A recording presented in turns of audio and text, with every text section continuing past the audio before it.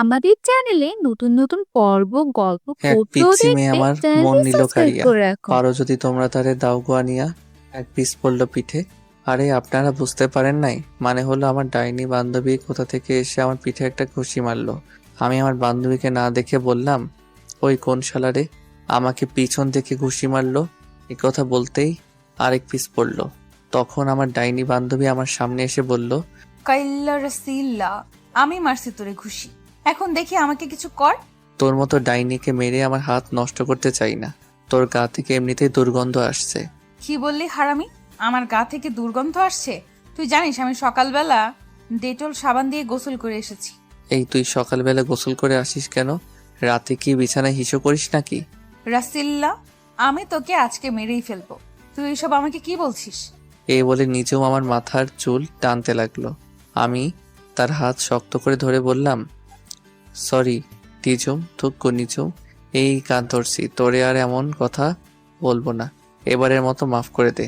ঠিক আছে, আজকের জন্য তোকে মাফ করে দিলাম। এবার বল তো, কোন পিচ্চিমের প্রেমে পড়েছিস? আরে কোনো পিচ্চিমের প্রেমে পড়ি নাই। আমি তো এমনি গানটা কপি করে গাইছি। তাই? তাহলে এবার বল, আজকে সকালে কলেজে আসার সময় আমাকে ফোন করিস নাই কেন? আসলে রাইসার স্কুলে দেরি হয়ে গেছে, তাই ওরে দ্রুত বাইক দিয়ে স্কুলে দিয়ে আসলাম। এই কারণে তোকে ফোন দিতে পারি নাই। সরি দোস্ত। ঠিক আছে, এবার চল, ক্লাসের সময় হয়ে গেছে। আমিও আর বসে না থেকে দুজনে ক্লাসের দিকে যেতে লাগলাম। ক্লাসে যেতে যেতে আপনাদের পরিচয়টা দিয়ে দিই। আমি আপনাদের সুনামধন্য সেই পুরনো রোমান্টিক গল্প লেখক কাইল্লা রাসেল্লা, সরি প্রবাসী রাসেল। আমার পরিবারের সদস্য 4 জন, বাবা মা এবং আমার ছোট আদরের কলিজার বোন রাইসা আর আমি। আমাদের নিজস্ব ব্যবসা প্রতিষ্ঠান আছে। আব্বু ওগুলো দেখাশোনা করে, আম্মু বাসায় থাকে। আমি ইন্টার ফাইনাল ইয়ারে পড়ি। আর আমার ছোট বোন রাইসা এবার ক্লাস 5-এ পড়ে। আর ওই যে আমার একটা ডাইনি বান্ধবী আছে না, নিঝুম, ওর সাথে কলেজে ওঠার পর থেকে পরিচয়। নিঝুমের বাবা আমাদের অফিসের ম্যানেজার হিসেবে কাজ করেন। আর কিছু জানতে হবে না, গল্পের সাথেই থাকুন, সবকিছু জানতে পারবেন। দুজনে একসাথে ক্লাসে চলে গেলাম। নিঝুম গিয়ে তার বান্ধবীদের সাথে বসলো, আর আমি আমার বন্ধুদের সাথে বসলাম। কিছুক্ষণ পর স্যার ক্লাসে ঢুকলো। ক্লাসের সকল ছাত্রছাত্রী দাঁড়িয়ে সালাম দিল। স্যার চেয়ারে বসে সবাইকে বসতে বলল। তো যাই হোক, সব ক্লাস শেষ করে বাহিরে আসলাম। তখন আমার বন্ধু রিফাত এসে বলল, রাসেল, তোর সাথে আমার পার্সোনাল কিছু কথা আছে। কি কথা? তাড়াতাড়ি বলো। রাইসাকে স্কুল থেকে নিয়ে বাসায় যেতে হবে। আসলে আমার নিঝুমের বান্ধবী রিয়াকে অনেক ভালো লাগে। তুই একটু ওকে বলে তার বান্ধবীর সাথে আমার লাইনটা করিয়ে দে না। ও তাহলে এই কথা? এই কারণে তো বলি, তুমি বারবার মেয়েদের দিকে তাকিয়ে থাকো কেন? তার মানে রিয়ার দিকে তাকিয়ে থাকো? ঠিকই বলেছিস, রিয়াকে প্রথম দেখায় ভালোবেসে ফেলছি। প্লিজ বন্ধু, তুই আমার আর রিয়ার লাইনটা করে দে। লাইন করে দিলে আমি কি পাবো সেটা আগে বলো। তুই যা চাস তাই পাবি। লাইন করিয়ে দিলে সবাইকে বড় রেস্টুরেন্টে খাওয়াতে হবে এবং সব বিল তোমাকে দিতে হবে। ঠিক আছে, আমি রাজি। ওকে, মনে থাকে যেন। আর এটাও মনে রাখিস, তোর লাইন ক্লিয়ার হয়ে গেছে। এখন বাসায় গিয়ে নাকে তেল দিয়ে ঘুমিয়ে পড়ো। রিফাত ঠিক আছে বলে চলে গেল। কিছুক্ষণ পর নিঝুম আসলো। তখনও আমাকে বলল, কি রে, রিফাতের সাথে দাঁড়িয়ে কি কথা বলছিস? প্রেমে পড়েছে মন, প্রেমে পড়েছে। আমার বন্ধু রিফাত একটা মেয়ের প্রেমে পড়েছে। তাই নাকি? তা মেয়েটা কে? মেয়েটার কেউ নয়, তোর বান্ধবী রিয়া। কি বলছিস তুই? তাই নাকি? তাহলে তো লাইন পুরো ক্লিয়ার। ওই ডাইনি লাইন ক্লিয়ার মানে? আমি তো তোর কথা কিছুই বুঝতে পারছি না, একটু বুঝিয়ে বল। তুই যে সময় রিফাতের সাথে কথা বলছিস, তখন রিয়া আমাকে দাঁড় করিয়ে বলছে সেও নাকি রিফাতকে পছন্দ করে ফেলছে। আমাকে বলছে তোর সাথে কথা বলে ওদের লাইনটা করে দিতে। তাহলে তো হয়ে গেল। কালকে তাহলে 5 স্টার হোটেলে খানা হবে। হয়েছে, এখন তাড়াতাড়ি চল। তুই না আবার রাইসাকে স্কুল থেকে বাসায় নিয়ে যাবি? আমি ঠিক আছে বলে পার্কিং থেকে বাইকটা নিয়ে কলেজের গেটে আসলাম। মিমকে একটা রিক্সায় উঠিয়ে দিয়ে আমি সোজা চলে গেলাম রাইসার স্কুলের সামনে। স্কুলের সামনে গিয়ে দেখি আমার কলিজার বোনটা রাগ করে গেটের সামনে বসে আছে। আমি বাইকটা নিয়ে সোজা রাইসার সামনে দাঁড়ালাম। সরি কলিজার বোন আমার, আজকে ভাইয়ার একটু দেরি হয়ে গেছে। ভাইয়া, তুমি আর কতবার এমন কথা বলবে? তুমি সবসময় আমাকে নিতে দেরি করে আসো। আমার বুঝি কষ্ট হয় না দাঁড়িয়ে থাকতে? এই যে বোন আমার, এই কানে ধরলাম, আজকের পর আর দেরি হবে না, এবারের মতো সরি। সরি বলে কাজ হবে না, আমার আইসক্রিম এবং চকলেট কিনে দিতে হবে। ঠিক আছে দিব, এবার বাইকে ওঠো। রাইসা একটা মুচকি হাসি দিয়ে বাইকের পিছনে উঠল। আমার বোনের মিষ্টি হাসি দেখলে আমার দিন অনেক ভালো কাটে। বোনের কান্না আমি সহ্য করতে পারি না। আজ পর্যন্ত রাইসারকে একটা টোকা পর্যন্ত দেই নাই। আব্বু আম্মু সবাই রাইসাকে অনেক আদর করে। আবার ভাববেন না শুধু রাইসাকে আদর করে, আমাকেও কম করে না। তো যাই হোক, রাইসাকে নিয়ে বাসায় চলে আসলাম। আসার সময় রাইসাকে আইসক্রিম এবং চকলেট কিনে দিছি। বাইক পার্কিং করে দুই ভাই বোন বাসার কলিং বেল চাপ দিলাম। খালা এসে দরজা খুলে দিল। খালা মানে কাজের বুয়া, আমি ওনাকে খালা বলে ডাকি। দুই ভাই বোন বাসার ভিতরে ঢুকে আমি আমার রুমে এবং রাইসা তার রুমে চলে গেল। আম্মু কিচেন রুমে ছিল। পরের দিন সকালে ঘুম থেকে উঠে ফ্রেশ হয়ে দুই ভাই নাস্তা করে বাসার বাহিরে এসে বাইক নিয়ে রাইসাকে তার স্কুলে নামিয়ে দিয়ে আমি কলেজে চলে আসলাম। কলেজের গেট দিয়ে ঢুকে সামনে তাকিয়ে দেখি আমার খাচ্চন্নি ডাইনি বান্ধবী আমার আগে এসে হাজির। আমি বাইকটা পার্কিং করে নিজুমের সামনে গেলাম। কিরে ডাইনি, তুই আজকে আমার আগে কলেজে? রাসেল্লা, তোরে আমি মেরেই ফেলবো। তুই আমাকে এই নাম ছাড়া অন্য নামে ডাকতে পারিস না। এর থেকে আর ভালো নাম আমি খুঁজে পাই না। তুই তো এমনিতেই একটা ডাইনি, সব সময় আমার সাথে লেগে থাকিস। কি? তার মানে তুই বলতে চাইছিস আমি সব সময় তোর সাথে ঝগড়া করি? তা নয় তো কি। আমি দেখতে কত সুন্দর, আমার আব্বা আম্মাকে সুন্দর একটা নাম দিছে রাসেল, আর তুই আমাকে কি নামে ডাকিস? তাই নাকি? তুই অনেক, তোর নামটা অনেক সুন্দর, তাই না? তাহলে আজ পর্যন্ত একটা প্রেম করতে পারলি না কেন? তোর মতো ডাইনি আমার সাথে থাকলে কোনো মেয়ে আমার সামনে আসতে সাহস করে না। কেন? আমি কি বাঘ না ভাল্লুক যে আমাকে তারা ভয় পায়? তার থেকে কম কোথায়। কত সুন্দর সুন্দর মেয়ে কলেজে পড়ে, আমার সাথে কথা বলতে চায়, তোকে সাথে দেখলে আসতে চায় না। তার মানে তুই বলতে চাইছিস আমি যেন তোর সাথে না থাকি? ঠিক আছে, আজকের পর আমি তোর সামনে কখনো আসবো না। এই বলে নিঝুম কলেজ থেকে বেরিয়ে গেল। আমি পিছন থেকে অনেকবার ডেকেছি, কিন্তু ও আমার ডাকে সাড়া না দিয়ে চলে গেল। বুঝেছি নিঝুম আমার সাথে অভিমান করেছে। আমি আর কিছু না ভেবে ক্লাসে চলে গেলাম। ক্লাসে এসে রিফাতের সাথে বসলাম। তখন রিফাত আমাকে বলল, কিরে, মিমকে তোর সাথে দেখলাম, নিঝুম কোথায়? আমার সাথে রাগ করে চলে গেছে। এটা তো নতুন কিছু নয়। এখন রাগ করবে, কিছুক্ষণ পর তোর 14 গোষ্ঠী উদ্ধার করবে। সেটা আমি ভালোই করে জানি, তবে আজকে একটু বেশি রেগে গেছে। মনে হয় না তাদের বাড়িতে না যাওয়া পর্যন্ত রাগ থামাতে পারবো। আচ্ছা, ওটা বাদ দে, এখন বল আমার বিষয়ে কতটুকু আগালি? তোর লাইন মনে কর ক্লিয়ার। কলেজ শেষে 5 স্টার হোটেলে নিয়ে যাস, তাহলে শোন। তারপর গতকালের সবকিছু রিফাতকে খুলে বললাম। কসকি মামা, তাহলে তো ক্লাস শেষ করে রিয়াকে প্রপোজ করব। ঠিক আছে, করিস। তারপর আরো কিছুক্ষণ কথা বলার পর ক্লাসে স্যার চলে আসলো। আমরা সবাই দাঁড়িয়ে স্যারকে সালাম দিলাম। স্যার সবাইকে বসতে বলে পড়া শুরু করলো। দেখতে দেখতে সব ক্লাস শেষ করে বাহিরে আসলাম। রিফাতও আমার সাথে বের হলো। রিফাত কলেজের পাশের থেকে একটা ফুল ছিঁড়ে হাতে নিল রিয়াকে প্রপোজ করার জন্য। কিছুক্ষণ পর রিয়া ক্লাস থেকে বেরিয়ে আসলো। রিফাত রিয়ার সামনে হাঁটু গেড়ে বসে প্রপোজ করতেই এমন কিছু দেখতে পাবো সেটা কখনোই আশা করি নাই।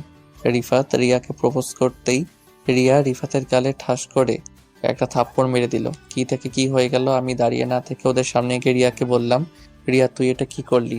তুই রিফাতকে থাপ্পড় মারলি কেন? তুই না ওকে পছন্দ করিস? মিম আমাকে সবকিছু খুলে বলছে। আরে ও ভাবলো কি রে, আমি ওকে ভালোবাসবো? যে ছেলে আমার ভাইকে কলেজের সবার সামনে মারতে পারে, আমি তাকে ভালোবাসবো? তোর ভাই মানে? তুই কার কথা বলছিস? আমার ভাই হচ্ছে এই এলাকার মেয়র আমজাদ খানের ছেলে, মুরাদ চৌধুরী। রিফাত, তার মানে আমি অসুস্থ থাকা অবস্থায় তুই যে ছেলেকে মারছিস, রিয়া সেই ছেলের কথা বলছে? রাসেল, আর ওই ছেলেটাকে কেন মেরেছি তুই তো সবকিছু জানিস। ও আচ্ছা, তার মানে ঘটনা এখানে। আর রিয়া তোর ভাই তোকে বলে নাই কেন রিফাত তোর ভাইকে মেরেছে? বলেছে, মুরাদ বলেছে। সে নাকি রাস্তা দিয়ে বাইক চালিয়ে আব্বুর এক জনসভায় যাচ্ছিল, তখন হঠাৎ রিফাত কিছু ছেলে নিয়ে আমার ভাইকে আটকে কলেজের মাঠে নিয়ে এসে অনেক মারে। এই জন্য আমি এই কলেজে নতুন ভর্তি হই, আমার ভাইয়ের প্রতিশোধ নিতে। এবার রিয়া আমার কথা শোন। তোর ভাই কি করেছে জানিস? রিফাতের বোন পায়েলকে প্রতিদিন কলেজে যাওয়া আসার সময় ডিস্টার্ব করতো, তাই রিফাত ওকে মারলো। তোর মাথা ঠিক আছে? আমার ভাই প্রতিদিন ওর বোনকে কিভাবে ডিস্টার্ব করলো? আমার ভাই যেদিন মার খেয়েছে ওই দিনই কানাডা থেকে দেশে এসেছে। এসে ও আব্বুর সাথে দেখা করতে যাচ্ছিল। আমরা দুই ভাই বোন জমজ হয়েছি। মুরাদ কানাডা পড়াশোনা করেছে আর আমি দেশে করতাম। কি বলছিস তুই? তাহলে মনে হয় এখানে মিস্টেক হয়ে গেছে, তুই ওকে মাফ করে দে। না, আমি ওকে কখনো মাফ করব না। এই বলে রিয়া চলে গেল। বেচারা রিফাত চেহারা মন মরা করে দাঁড়িয়ে আছে। তখন আমি বললাম, চিন্তা করিস না। রিয়ার মনে তোর জন্য একটু ভালোবাসা থাকে, তাহলে দেখবি রিয়া ঠিকই তোর কাছে ফিরে আসবে। এখন বাসায় চলে যা। রিফাত কিছু না বলে চলে গেল। হঠাৎ আমার মনে পড়ল, রাইসাকে তো স্কুল থেকে নিতে হবে, স্কুল তো ছুটি হয়েছে, প্রায় 1 ঘন্টার উপরে হয়েছে। আল্লাহ জানে আমার কপালে কি আছে। আমিও দাঁড়িয়ে না থেকে বাইক নিয়ে সোজা রাইসার স্কুলের সামনে চলে আসলাম, কিন্তু স্কুলের সামনে এসে দেখি রাইসা নেই। তখন আমি স্কুলের দারোয়ান চাচাকে বললাম, চাচা আমার বোন রাইসা কোথায়? ওকে তো দেখছি না। রাইসা মামুনিকে গেটের সামনে দাঁড়িয়ে থাকতে দেখলাম, এখন কোথায় গেছে বলতে পারবো না। আমি একটু আগে গেট রেখে দোকানে গিয়েছি, এসে দেখি রাইসা নেই। আমি তো মনে করছি তুমি এসে নিয়ে গেছো। চাচা আমি তো মাত্র আসলাম, কলেজে একটা কাজে দেরি হয়ে গেছে। তাহলে তুমি বাসায় একটা কল দিয়ে দেখো, হয়তো তোমার পরিচিত কেউ নিয়ে গেছে। আমি চাচার কথা মতো বাসায় আম্মুকে ফোন দিলাম। আম্মু ফোন ধরার পর আমি বললাম, আম্মু রাইসা কি বাসায় গেছে? রাইসাকে তো সেই কখন তোর আব্বু বাসায় নিয়ে এসেছে। অফিস থেকে তোর বাসায় একটা কাজের জন্য আসছিল, তখন রাইসার স্কুলের সামনে থেকে তোর আব্বু রাইসাকে নিয়ে আসে। ওহ আসলে আম্মু আমি কলেজে একটা কাজে আটকে গেছি, তাই দেরি হয়ে গেছে। ঠিক আছে, সমস্যা নেই, তুই এখন তাড়াতাড়ি বাসায় আয়। আম্মু আমি বাসায় আসতে একটু লেট হবে, কারণ নিজুম ডাইনি আজকে আমার সাথে রাগ করেছে। আগে ওর রাগটা কমিয়ে আসি। তোরা দুইটা কি ভালো হবে না? সব সময় টমন জেরির মতো লেগে থাকিস কেন? আচ্ছা ঠিক আছে, তোমার সাথে বাসায় আসলে কথা বলবো, এখন রাখি। এ বলে ফোন কেটে দিয়ে বাইক চালিয়ে সোজা নিজমের বাসার সামনে চলে আসলাম। কিন্তু বাসার সামনে এসে আমি পুরো হয়ে গেলাম। নিজমের বাসার সামনে এসে দেখি তাদের বাসায় তালা দেওয়া। আমি পকেট থেকে মোবাইল বের করে নিজমের মোবাইলে ফোন দিলাম, কিন্তু অবাক করার ব্যাপার হলো নিজমের মোবাইল বন্ধ বলছে। আমি অনেকবার নিজমের মোবাইলে ফোন দিলাম, কিন্তু বারবার বন্ধ বলছে। মনটা পুরো খারাপ হয়ে গেল। আমি আর দাঁড়িয়ে না থেকে বাসায় চলে আসলাম। এভাবে দেখতে দেখতে 1 মাস চলে গেল, কিন্তু নিজুমের কোনো খবর পেলাম না। আব্বুকেও জিজ্ঞেস করছিলাম, আব্বু বলল নিজুমের বাবার অনেক বয়স হয়েছে তো, তাই চাকরির রিজাইন দিয়ে চলে গেছে, কিন্তু কোথায় গেছে সেটাও বলতে পারবে না। আমি নিজুমের সাথে কাটানোর সময়গুলো চিন্তা করি সব সময়। আগের মতো বাহিরে বন্ধুদের সাথে আড্ডা দেই, রাতে সবাই মিলে খাবার খাচ্ছি। তখন আব্বু বলল, কিরে রাসেল, তোর কি হয়েছে? সব সময় কেমন যেন মন মরা হয়ে থাকিস, নিজমের কথা ভাবছিস? জি আব্বু, আমার নিজমের সাথে কাটানোর সময়গুলো ভুলতে পারছি না। আমি বলি কি, তুই কোথাও গিয়ে ঘুরে আয়, দেখবি মন ভালো হয়ে যাবে। না আব্বু, আমি কোথাও ঘুরতে যাব না, আমি দেশের বাইরে পড়ালেখা শেষ করতে চাই। না, আমি তোকে দেশের বাইরে যেতে দিব না। তোকে ছাড়া এই বাসা পুরো খালি খালি লাগে। আম্মু প্লিজ, তুমি না করো না, কয়েকটা বছর মাত্র, প্লিজ আম্মু। তোকে ছাড়া আমরা কিভাবে থাকবো? রাসেলের আব্বু, তুমি কিছু বলছো না কেন? আমি কি বলবো, আজ পর্যন্ত রাসেলের কোনো কথা মানা করি নাই। ও যদি মনে করে দেশের বাইরে গিয়ে পড়বে ওর জন্য ভালো হবে, তাহলে যাক। ভাইয়া, তুমি আমাদের ছেড়ে যেও না। তুমি চলে গেলে আমাকে স্কুলে প্রতিদিন কে দিয়ে আসবে? রাইসা বোন আমার, রাগ করিস না, আমি ছুটি পেলে চলে আসবো। আব্বু তুমি সবকিছু ব্যবস্থা করো। তাহলে তুই কানাডা আমার এক বন্ধু আছে, ওদের ওখানে চলে যা। আমি আকরামকে সব কিছু বলে রাখবো। আমি ঠিক আছে বলে রুমে চলে আসলাম। আকরাম হচ্ছে আব্বুর ছোটকালের বন্ধু। দেখতে দেখতে আমি এখন বিমানের ভিতরে বসে আছি। আব্বু 15 দিনের ভিতরে সবকিছু ঠিক করে ফেলছে। আসার সময় আম্মু এবং রাইসা অনেক কান্নাকাটি করছে, তাদের কোনো রকম বুঝিয়ে চলে আসলাম। সকাল 10টায় বিমানে উঠলাম, বিকাল 5টায় কানাডা চলে আসলাম। দেখতে দেখতে 5টা বছর চলে গেল। বেশি বড় করলাম না, গল্পের মূল কাহিনীতে আসতে হবে তাই। 5 বছরে আমি ইন্টার শেষ করে আব্বু কানাডা আকরাম আঙ্কেলের সাথে যে ব্যবসা করত সেটার দেখাশোনা করছি। এবার ভাবছি নিজের মাতৃভূমিতে চলে যাব। তবে কানাডা এসে অনেক বন্ধু বান্ধব হয়েছে আমার। রাতে আঙ্কেল আন্টিকে বলছি আমি কালকে বাংলাদেশে যাব। তারা মনটা খারাপ করে বলল ঠিক আছে যেও। মন খারাপ করার কথা, 5টা বছর তাদের এখানে ছিলাম, মন তো খারাপ হবেই। তো যাই হোক, 2 দিন পর সবার কাছ থেকে বিদায় নিয়ে এয়ারপোর্টে চলে আসলাম। আমি রাতেই অনলাইনে টিকিট কেটে রেখেছি। দেখতে দেখতে আমি এখন বাংলাদেশ এয়ারপোর্টে আছি। বাড়ির কেউ জানে না আমি যে আজকে বাংলাদেশে আসব। আব্বু যদি জানতো আমার জন্য গাড়ি পাঠিয়ে দিত, কিন্তু আমি তাদের সারপ্রাইজ দিব। এয়ারপোর্টের ভিতরে সব কাজ শেষ করে বাইরে আসলাম। তারপর একটা ট্যাক্সি নিয়ে বাসার উদ্দেশ্যে রওনা দিলাম। অনেক বছর পর বাংলাদেশে বাতাস গায়ে লাগলো। কতই মিস করছিলাম, সবকিছু পরিবর্তন হয়ে গেছে। গাড়ি চলছে তার আপন গতিতে।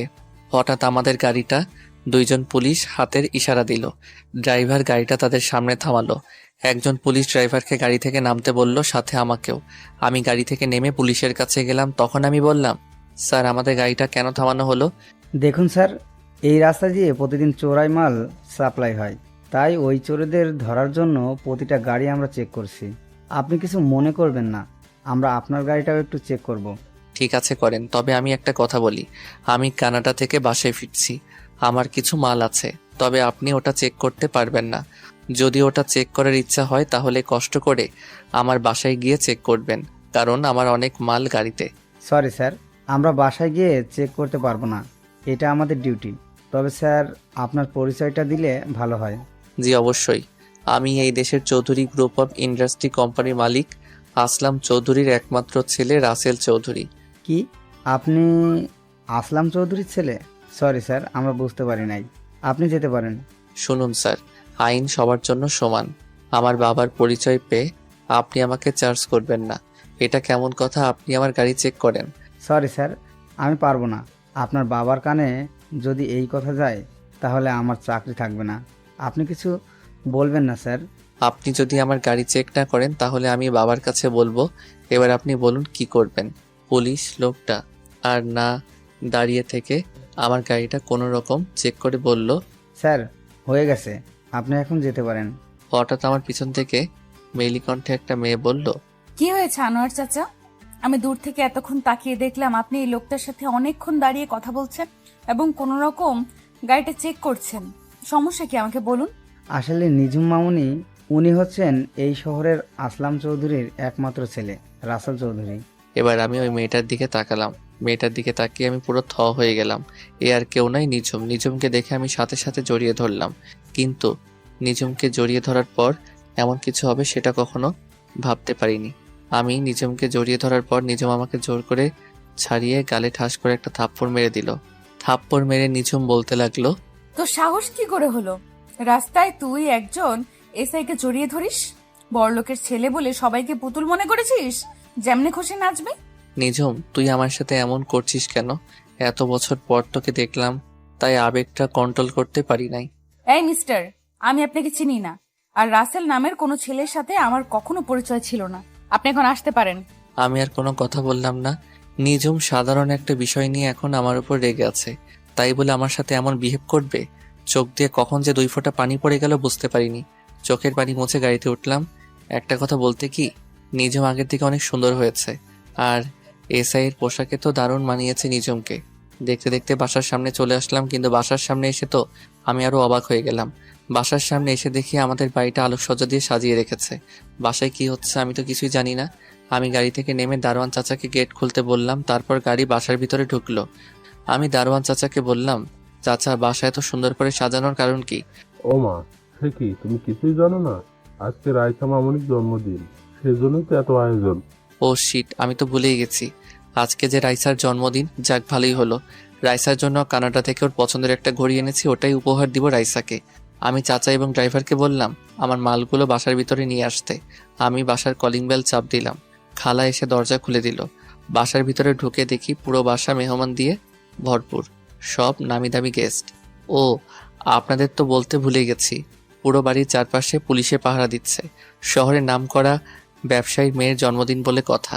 হঠাৎ কোথা থেকে রাইসা আমাকে দেখতে পেয়ে দৌড়ে এসে জড়িয়ে ধরলো এবং কান্না শুরু করে দিল। আমি রাইসাকে বললাম, এই রাইসা কান্না করছিস কেন? ভাইয়া তুমি আজকে বাড়িতে আসবে, সেটা আগে বলো নাই কেন? আরে আমি তো তোদের সারপ্রাইজ দিব বলে বলি নাই। তাই বলে তুমি এইভাবে আসবে? তুমি জানো তোমাকে আমি অনেক মিস করছি। হয়েছে বোন, এবার কান্না বন্ধ কর। এখন তো চলে আসছে, এবার বল আব্বু আম্মু কোথায়? আম্মু পাকঘরে আছে, আব্বু তার গেস্টদের সাথে কথা বলছে। ঠিক আছে, আমি আব্বু আম্মুর সাথে দেখা করে আসি। রাইসা ঠিক আছে বলে আমার সাথে যেতে লাগলো। হঠাৎ একটা জায়গায় চোখ পড়লো। আমি মনে মনে বলতে লাগলাম, ও এখানে কেন? আপনারা ঠিকই ধরেছেন, এ আর কেউ নয়, নিঝুম। কিন্তু নিঝুম আমার আগে বাসায় আসলো কিভাবে? হয়তো এসআই দেখে তাড়াতাড়ি চলে এসেছে। আমি আসতেই একটু জ্যামে পড়েছি, তাই হয়তো আমার আগে এসেছে। তবে নিঝুম দাঁড়িয়ে ছেলেদের সাথে হেসে হেসে কথা বলছে, সেটা আমার অনেক খারাপ লাগলো। আমি আর দাঁড়িয়ে না থেকে আম্মুর কাছে গেলাম। আম্মু আমাকে দেখে জড়িয়ে ধরে কান্না করে দিল। তখন আমি বললাম, এই আম্মু, তুমি কান্না করছো কেন? তোমার কান্না আমার ভালো লাগে না। এটা দুঃখের কান্না নয়, সুখের কান্না। তুই আমাদের বলে আসলি না কেন? বললে কি সারপ্রাইজ দিতে পারতাম। ঠিক আছে, এখন রুমে গিয়ে ফ্রেশ হয়ে নিচে আয়। গেস্ট সবাই চলে এসেছে। তোর আব্বুর সাথে দেখা করছিস? এখনো করি নাই, ভাবছি তোমার সাথে দেখা করে তারপর আব্বুর সাথে দেখা করব। আচ্ছা, তুই ফ্রেশ হয়ে দেখা করিস। তুই অনেক দূর থেকে এসেছিস। আমি ঠিক আছে বলে আমার রুমে চলে আসলাম। আমার রুমটা আগের মতোই আছে, তবে রুমটা সুন্দর করে সাজিয়ে রেখেছে আম্মু। আমি আর কিছু না ভেবে ওয়াশরুমে চলে গেলাম। ফ্রেশ হয়ে গায়ের শার্টটা খুলে নতুন একটা পাঞ্জাবি পরেছি। পাঞ্জাবি পরে নিচে চলে আসলাম। তারপর আব্বুর সাথে করতে লাগলাম। আসসালামু আলাইকুম আব্বু, কেমন আছো? আরে রাসেল, তুমি কখন এসেছো? আমাকে তো বলে আসো নাই। আসলে আব্বু, তোমাদের সারপ্রাইজ দিব বলে বলি নাই। এসেছিস, ভালোই হয়েছে। চল তোকে সবার সাথে পরিচয় করে দিই। তারপর আব্বু সবার সাথে আমাকে পরিচয় করিয়ে দিল। দেখতে দেখতে অনুষ্ঠান শুরু হয়ে গেল। তবে আমি রুম থেকে আসার পর নিঝুমকে দেখতে পেলাম না। হঠাৎ দেখি নীল রঙের শাড়ি পরা একটা মেয়ে সিঁড়ি দিয়ে নিচে নামতে আসে। আমি তার দিকে ভালো করে তাকিয়ে পুরো অবাক হয়ে গেলাম। এ আর কেউ নয়, নিঝুম। নিঝুমকে নীল রঙের শাড়িতে পরীর মতো লাগছে।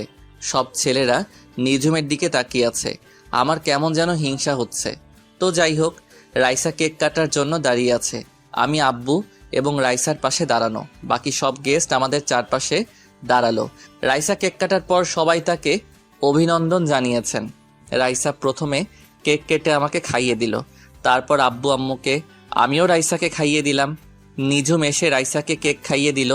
তার গান বাজনা হলো। আমি আর দাঁড়িয়ে না থেকে বাসার ছাদে চলে আসলাম। কিছুক্ষণ পর দেখি নিঝুম ছাদে আসলো। ছাদে এসে কার সাথে যেন মোবাইলে হেসে হেসে কথা বলতে আছে। আমি নিঝুমের সামনে গেলাম। তখন নিঝুম ফোন কেটে দিয়ে আমাকে বলল, আপনি আমার সামনে কেন এসেছেন? কিছু বলবেন? বলার তো অনেক কিছু আছে, কিন্তু তুমি তো আমার কোনো কথা শুনছো না।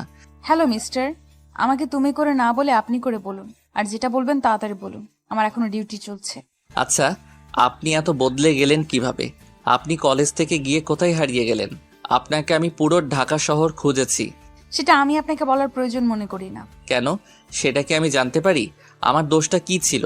আমি তো আপনার সাথে একটু মজা করছিলাম, কিন্তু আপনি যে এত অভিমান করবেন সেটা আমার জানা ছিল না।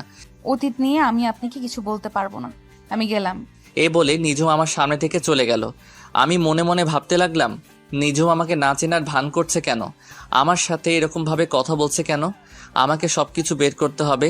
আমি ছাদে আর দাঁড়িয়ে না থেকে নিচে চলে আসলাম। বাসায় সব গেস্ট চলে গেছে। রাতে সবাই একসাথে বসে খাবার টেবিলে গেলাম খাবার খেতে। হঠাৎ দেখি নিঝুম সিঁড়ি দিয়ে নেমে আমাদের সাথে বসলো। আমি তো কিছুই বুঝতে পারছি না। তখন আমি আম্মুকে বললাম, আম্মু, এসআই ম্যাম দেখে আমাদের সাথে খেতে বসেছে, কারণ কি? ওহ, তোকে তো বলাই হয়নি। নিঝুমের এই দুনিয়ায় আপন বলতে কেউ নেই। নিঝুমের আব্বু আম্মু দুজনে মারা গেছেন, তাই নিঝুমকে তোর আব্বু আমাদের বাসায় নিয়ে এসেছে। ওনার আব্বু আম্মু কিভাবে মারা গেছে? আর উনি কতদিন ধরে আমাদের বাসায় থাকেন? নিঝুম তো প্রায় আজ 4 বছর ধরে আমাদের সাথে থাকে। কি? তাহলে তোমরা আমাকে বলো নাই কেন কোনোদিন? আমাদের কি দোষ? নিঝুম তো বলতে মানা করেছে। হয়েছে, এবার কথা বলা বন্ধ করো। রাত অনেক হয়েছে, খাবার খেয়ে ঘুমাতে হবে। কেউ আর কোনো কথা বলল না। সবাই খাবার খেতে লাগলো। ও, আপনাদের তো বলতে ভুলে গেছি, আমি রাইসার ঘড়িটা দিয়ে দিছি। খাবার খেয়ে রুমে চলে আসলাম। রুমে এসে মোবাইলটা হাতে নিয়ে আমি তো অবাক হয়ে গেলাম। দেখি মায়াজাল আইডি থেকে আমার মোবাইলে অনেকগুলো মেসেজ এসেছে। মায়াজাল আইডিটা আমার এক মেয়ে বন্ধুর।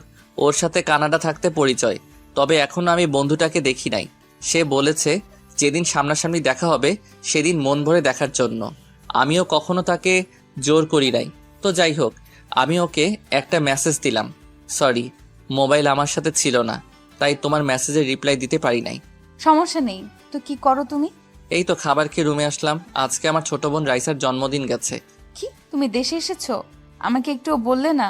সরি, আমি কাউকে জানাই নাই। সবাইকে সারপ্রাইজ দিতে গিয়ে নিজেই সারপ্রাইজড হয়ে গেলাম। বাসায় এসে শুনি রাইসার জন্মদিন আজকে। আমি নিজেই ভুলে গেছি রাইসার জন্মদিনের কথা। ঠিক আছে, এবারের মতো মাফ করে দিলাম। তা তোমার নিঝুমের কোনো খোঁজ পেলে? আসলে আমি সবকিছু ওর সাথে শেয়ার করছি। তখন আমি বললাম, খোঁজ পেয়েছি, তবে আগের নিঝুম আর এখনকার নিঝুমের মধ্যে অনেক পার্থক্য। কি বলছো তুমি? কেন হয়েছে আমাকে একটু খুলে বলো। তাহলে শোনো। তারপর সবকিছু খুলে বললাম, প্রথম থেকে শেষ পর্যন্ত। আমার মনে হয় কি কোনো কিছুর কারণে তোমার সাথে এখন অভিমান করে আছে। তুমি তার সাথে যে দোষ করেছো ওটা তো কোনো দোষের কাতারে পড়ে না। তা ঠিক আছে, কিন্তু ও আমার সাথে কেন এমন করছে? আমার তো মাথায় কিছুই ঢুকছে না। চিন্তা করো না, তুমি তার সাথে লেগে থাকো, দেখবে সবকিছু ঠিক হয়ে যাবে। ঠিক আছে, তোমার কথা যেন সত্যি হয়। ভালো থেকো, আল্লাহ হাফেজ। এটা বলে আমি নেট বন্ধ করে শুয়ে গেলাম। পরের দিন সকালে রাইসা এসে ডাকতে শুরু করলো। তখন আমি রাইসাকে বললাম, কি রে রাইসা, এত সকাল সকাল ডাকছিস কেন? আব্বু তোমাকে ডাকছে। নিঝুম আপুর গাড়ি নষ্ট হয়ে গেছে, তাই আব্বু বলছে তুমি নিঝুম আপুকে থানায় দিয়ে আসতে। ঠিক আছে, তুই যা, ভাইয়া ফ্রি হয়ে আসতে আসি। রাইসা ঠিক আছে বলে রুম থেকে বেরিয়ে গেল। আমিও বিছানা থেকে উঠে ওয়াশরুমে ঢুকে ফ্রেশ হয়ে নিচে চলে আসলাম। নিচে এসে দেখি নিঝুম পুলিশের ড্রেস পরে দাঁড়িয়ে আছে। আমি নিঝুমকে বললাম, আপনি নাস্তা করছেন? যদি করে থাকেন তাহলে বাইরে গিয়ে দাঁড়ান, আমি হালকা নাস্তা করে আসছি। আমি নাস্তা করেছি, আপনি নাস্তা করে আসুন, আমি বাহিরে দাঁড়ালাম। এ বলে নিঝুম চলে গেল। তখন আমি আব্বুকে জিজ্ঞেস করলাম, আচ্ছা আব্বু, নিঝুম পুলিশের চাকরি কবে থেকে করে? এমনি তো আমি জানতাম ওর পুলিশে চাকরি করার অনেক শখ ছিল। তোকে পরে এক সময় বলবো। মেয়েটা বাইরে দাঁড়িয়ে আছে। আমি ঠিক আছে বলে হালকা নাস্তা করে বাইরে আসলাম। তারপর আমার বাইকটা বের করলাম। দারোয়ান চাচা সবসময় বাইকটা পরিষ্কার করে রেখেছে। আমি বাইকে উঠে বসলাম। নিঝুম এসে আমার বাইকের পিছনে বসলো। নিঝুমের শরীর আমার পিঠের সাথে লাগার সাথে সাথে শরীর দিয়ে কারেন্ট বয়ে গেল। আজ প্রায় 5 বছর পর নিঝুম আমার বাইকের পিছনে বসলো। অন্যরকম একটা অনুভূতি কাজ করতে লাগলো। তো যাই হোক, আমি বাইক চালাচ্ছি, হঠাৎ নিঝুম বলল, বাইকটা একটু ওই পার্কের সামনে রাখেন তো, আপনার সাথে আমার কিছু কথা আছে। আমার সাথে কি কথা আছে যেটা বাইক থামিয়ে শুনতে হবে? সেটা আপনি বাইক থামানোর পর শুনতে পারবেন। আপনাকে যেটা বলছি সেটা করেন। আমি বাইক পার্কিং করে নিঝুমের সাথে পার্কের ভিতরে গেলাম, কিন্তু পার্কের ভিতরে যাওয়ার পর আমার সাথে এমন কিছু হবে সেটা আমি কখনো ভাবিনি। পার্কের ভিতরে যাওয়ার পর নিঝুম আমাকে জড়িয়ে ধরে ঠোঁটের সাথে ঠোঁট লাগিয়ে কিস করতে লাগলো। এমনভাবে কিস করতে লাগলো মনে হয় অনেক দিন জমিয়ে রেখেছে। আমি অনেক কষ্টে নিঝুমকে ছাড়িয়ে বললাম, কি ব্যাপার, আপনি আমাকে এভাবে কিস করলেন কেন? কিস করেছি, বেশ করেছি। কুত্তা বিলাই হনুমান, আমাকে এত বছর কষ্ট দিলি কেন? শুনুন, আমি বুঝতে পারি নাই আপনি যে আমার কথায় রেগে যাবেন। আমি তো শুধু মজা করছিলাম। ওই রাসিল্লার বাচ্চা, তুই আমাকে আপনি করে বলছিস কেন? আপনি একজন এসআই, আপনাকে তো সম্মান দিয়ে কথা বলতে হবে, তা না হলে তো থাপ্পড় মারবেন। আসলে ওই দিন রাস্তায় মানুষের সামনে জড়িয়ে ধরেছিস তো, তাই নিজেকে কন্ট্রোল করতে পারি নাই। ওই দিন না হয় নিজেকে কন্ট্রোল করতে পারেন নাই, তাহলে আজকে পার্কে এত মানুষের সামনে জড়িয়ে ধরে কিস করলেন কেন? আসলে তোকে সামনে দেখলে কেমন যেন জড়িয়ে ধরতে ইচ্ছে করে, তাই আজকে পার্কে জড়িয়ে ধরলাম। জড়িয়ে ধরলেন ভালো কথা, তাহলে আমাকে কিস করলেন কেন? ভালোবাসার মানুষকে কিস করতেই পারি, এটা স্বাভাবিক। ভালোবাসার মানুষ মানে? আপনি কি বলছেন, মাথা ঠিক আছে আপনার? আমি একজন এসআই, আমার মাথা সবসময় ঠিক থাকে। কিন্তু আমি তো কখনো আপনাকে ভালোবাসি নাই। ভালোবাসিস নাই, এখন থেকে ভালোবাসতে শুরু কর, আর তোর এই আপনি বলা বন্ধ কর। সরি নিঝুম ম্যাম, আপনি একজন এসআই, আমি আপনাকে ভালোবাসতে পারবো না, কারণ অন্য আরেকজনকে ভালোবাসি। ও সরি, আমি বুঝতে পারি নাই, তুমি আমাকে মাফ করে দিও। ঠিক আছে, তবে এরকম ভুল আর যেন না করেন। তো চলুন আপনাকে থানায় নামিয়ে দিয়ে আসি। তোকে আর কষ্ট করতে হবে না, আমি একাই যেতে পারবো। এই বলে নিঝুম পার্ক থেকে বেরিয়ে গেল মন খারাপ করে। আপনারা কি মনে করেছেন আমি নিঝুমকে ভালোবাসি না? তাহলে ভুল ভাবছেন। আমি নিঝুমকে প্রথম দেখায় ভালোবেসে ফেলেছি। ওকে একটু কষ্ট দেওয়ার জন্য এমন করেছি, কারণ ও আমাকে থাপ্পড় মেরেছে, ওইটার জন্য একটু কষ্ট দিব। তো যাই হোক, আমি পার্ক থেকে বেরিয়ে বাইক নিয়ে বাসার দিকে আসার সময় হঠাৎ দেখি রিফাতের মতো একটা ছেলে ভিক্ষা করতে আসে। আসলে কানাডা যাওয়ার পর রিফাতের সাথে আর কোনো যোগাযোগ হয়নি। আমি বাইকটা নিয়ে ছেলেটার সামনে গেলাম। আমি দূর থেকে যেটা আন্দাজ করছি সেটাই হয়েছে। আমি রিফাতের সামনে যাওয়ার পর রিফাতের দিকে তাকিয়ে অবাক হয়ে গেলাম। কি রিফাত, কি হয়ে গেল? নোংরা জামা কাপড় পরে আছে, চেহারার দিকে তাকালে বোঝা যায় 2-3 দিন মনে হয় কিছু খাইনি। আমি রিফাতকে বললাম, কিরে রিফাত, কেমন আছিস? আর তোর এই অবস্থা কেন? তুই তো এমন ছিলি না, কি হয়েছে আমাকে সবকিছু খুলে বল। বন্ধু, তোকে সবকিছু বলবো। 2 দিন ধরে কিছু খাইনি, খুব ক্ষুধা লাগছে। এই 2 দিন ধরে পানি খেয়ে আসি, আমাকে হোটেলে ভাত খাওয়াবি? আরে তুই এটা কি বলছিস? তুই 2 দিন ধরে না খেয়ে আছিস, তাড়াতাড়ি আমার সাথে হোটেলে চল। এই বলে রিফাতকে নিয়ে একটা হোটেলে গেলাম। তারপর রিফাতকে পেট ভরে খাবার খাওয়ালাম। এরপর দুজনে রাস্তার পাশে একটা জায়গায় বসলাম। তখন আমি বললাম, এবার বল তোর এই অবস্থা কেন? তোদের তো কখনো কোনো কিছুর কমতি ছিল না। তাহলে শোন, এই সব কিছুর জন্য ওই রিয়া মেয়েটাই দায়ী। মানে কি বলছিস তুই? রিয়া তোর সাথে কি করেছে? রিয়া শুধু আমার সাথে করে নাই, ওর বাবা মিলে করেছে। তুই বলছিস না, রিয়ার মনে যদি আমার জন্য ভালোবাসা থাকে তাহলে রিয়া ঠিকই আমার কাছে ফিরে আসবে। সেটা তো আমি বলেছি, তারপর কি হলো? তোর কথা মতো রিয়া কিছুদিন পর আমার কাছে এসে ক্ষমা চেয়ে ভালোবাসি বলেছে, কিন্তু ওর মনে যে অন্যটা ছিল সেটা আমার জানা ছিল না। 2-3 মাস ভালোই আমাদের প্রেম চলছিল, হঠাৎ রিয়া আমার সাথে এমন কিছু করবে সেটা আমি কখনো ভাবিনি। হঠাৎ তোর সাথে রিয়া কি করেছে? হঠাৎ একদিন রিয়া আমাকে বলছে আমার বাবাকে নিয়ে যেন তাদের বাসায় যাই। আমিও আব্বুকে বুঝিয়ে রিয়াদের বাসায় আব্বুকে নিয়ে যাই। তাহলে একটু চলুন, ওখানে কি হয়েছে তাদের মুখ থেকে শুনে আসি। আমরা একটু অতীত থেকে ঘুরে আসি। রিফাত তার আব্বুকে নিয়ে রিয়াদের বাসার সামনে দাঁড়িয়ে কলিং বেল চাপ দিল। কিছুক্ষণ পর কাজের বুয়া এসে দরজা খুলে দিল। রিফাত এবং তার আব্বু ভিতরে গিয়ে সোফায় বসলো। কিছুক্ষণ পর রিয়া এবং রিয়ার আব্বু ওপর থেকে সিঁড়ি দিয়ে নেমে আসলেন। তখন রিয়ার আব্বু বলল, আরে খান সাহেব, কেমন আছেন? ব্যবসা বাণিজ্য কেমন চলছে? আলহামদুলিল্লাহ ভালো আছি। আপনি কেমন আছেন? ব্যবসা আল্লাহ দিলে ভালোই চলছে। আমিও ভালো আছি।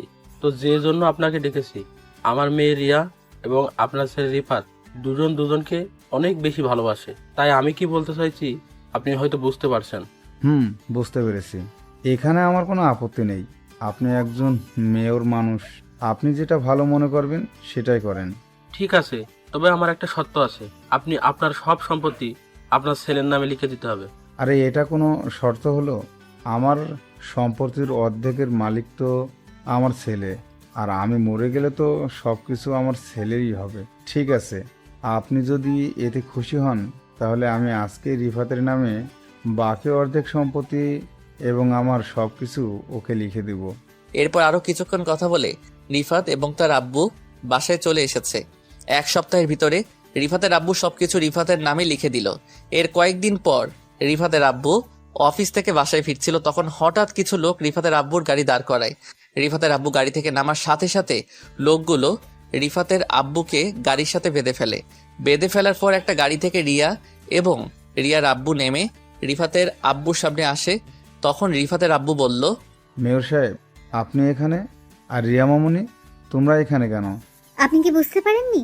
একটু অপেক্ষা করুন, তারপর সবকিছু বুঝতে পারবেন। তারপর রিয়া মোবাইলটা বের করে রিফাতকে ফোন দিয়ে বলল এই জায়গায় আসার জন্য। কিছুক্ষণ পর রিফাত চলে আসলো। তখন রিফাত বলল, আঙ্কেল এবং রিয়া, আমার বাবাকে এভাবে গাড়ির সাথে বেঁধে রেখেছো কেন? কারণটা বলি। কারণ হচ্ছে তোর বাবা তোকে যে সম্পত্তিগুলো লিখে দিছে সবগুলো আমার মেয়ের নামে লিখে দিবি, আর তা না দিলে তোর বাবাকে এখানে মেরে পুঁতে দিব। আমার কেউ কিছু করতে পারবে না। না রিফাত, তুই এটা করিস না, আমরা রাস্তার ফকির হয়ে যাব। আব্বু, আমার সম্পত্তি লাগবো না। আমি তোমাকে হারাতে পারবো না। দরকার হয় ভিক্ষা করে খাবো। আপনি বলুন কোথায় সই করতে হবে? তারপর রিয়ার আব্বু দলিল দিল। রিফাত বাবাকে বাঁচানোর জন্য সই করে দিল। এরপর থেকে রিফাত রাস্তায় রাস্তায় ভিক্ষা করে খায়। এই ছিল রিফাতের অতীতের সব ঘটনা। এবার বাস্তবে আসা যাক। আমি রিফাতকে বললাম, তাহলে এখন তোর বাবা মা কোথায়? আব্বু আম্মুকে নিয়ে এখন একটা বস্তিতে থাকি। আম্মু অসুস্থ হয়ে পড়ে আছে। আব্বু আমার মতো মানুষের কাছে ভিক্ষা করে। কি বলবো, বলার ভাষা হারিয়ে ফেলেছি। মানুষ মানুষের সাথে এমনটা করতে পারে? নিজের চোখ দিয়ে পানি পড়তে লাগলো। আমি চোখের পানি মুছে রিফাতকে বললাম, ঠিক আছে, আমাকে নিয়ে তোদের বস্তিতে চল, আমি তোর মাকে দেখব। রিফাত ঠিক আছে বলে আমার বাইকের পেছনে উঠলো। কিছুক্ষণ পর বস্তিতে চলে আসলাম। বস্তিতে আসার পর চারপাশে ময়লার গন্ধ। মানুষ কিভাবে থাকে এখানে? আমার 1 মিনিটে দম বন্ধ হয়ে আসছে। আর এরা বছরের পর বছর এখানে বাস করে। রিফাত আমাকে তাদের রুমে নিয়ে গেল। রুমে ঢুকে দেখি রিফাতের আম্মু একটা ছেঁড়া কাঁথা মুড়ি দিয়ে শুয়ে আছে। রুমে খাবার কিছু নেই। বাপ বেটা মিলে যা ইনকাম করে তা রিফাতের আম্মুর ঔষধে লাগে। আমি আর সহ্য করতে না পেরে রিফাতকে বললাম, রিফাত, আমি তোর কোনো কথা শুনবো না। তুই এখনই আন্টিকে কোলে নিয়ে বেরিয়ে আয়। আমি গাড়ি ঠিক করতে আসি। তোরা সবাই আজকে থেকে আমার বাসায় থাকবি, আর রিয়া আর মেয়রের ব্যবস্থা পরে করব। এই বলে আমি বস্তির ভিতর থেকে বেরিয়ে আসলাম। রিফাত ওর আম্মুকে নিয়ে কিছুক্ষণ পর বেরিয়ে আসলো। এর ফাঁকে আমি একটা গাড়ি ঠিক করে ফেলেছি। রিফাত ওর আম্মুকে গাড়িতে উঠালো। হঠাৎ রিফাতের আব্বু আসলো। ওনাকে দেখে আমি তো আরো অবাক হয়ে গেলাম। যে মানুষ সবসময় দামি দামি জামা কাপড় পরে থাকতো, আজ উনি একটা ছেঁড়া শার্ট গায়ে পরে ভিক্ষা করে। এরপর রিফাতের আব্বুকেও সাথে নিলাম। আমরা আগে একটা বড় হাসপাতালে রিফাতের আম্মুকে নিয়ে গেলাম। ডাক্তার রিফাতের আম্মুর কিছু পরীক্ষা করলো এবং কিছু ওষুধ লিখে দিল। বিকৃতিতে বলেছে ওষুধগুলো খেলে আল্লাহ দিলে সুস্থ হয়ে যাবে। তারপর রিফাতের আম্মুকে নিয়ে আমার বাসায় চলে আসলাম। বাসায় আনার পর আব্বু আম্মু সবাই অনেক খুশি হলো। আর বেশি বড় করলাম না। রাতে রিফাত সহ তার আব্বু আম্মুকে খাবার খাইয়ে দিলাম।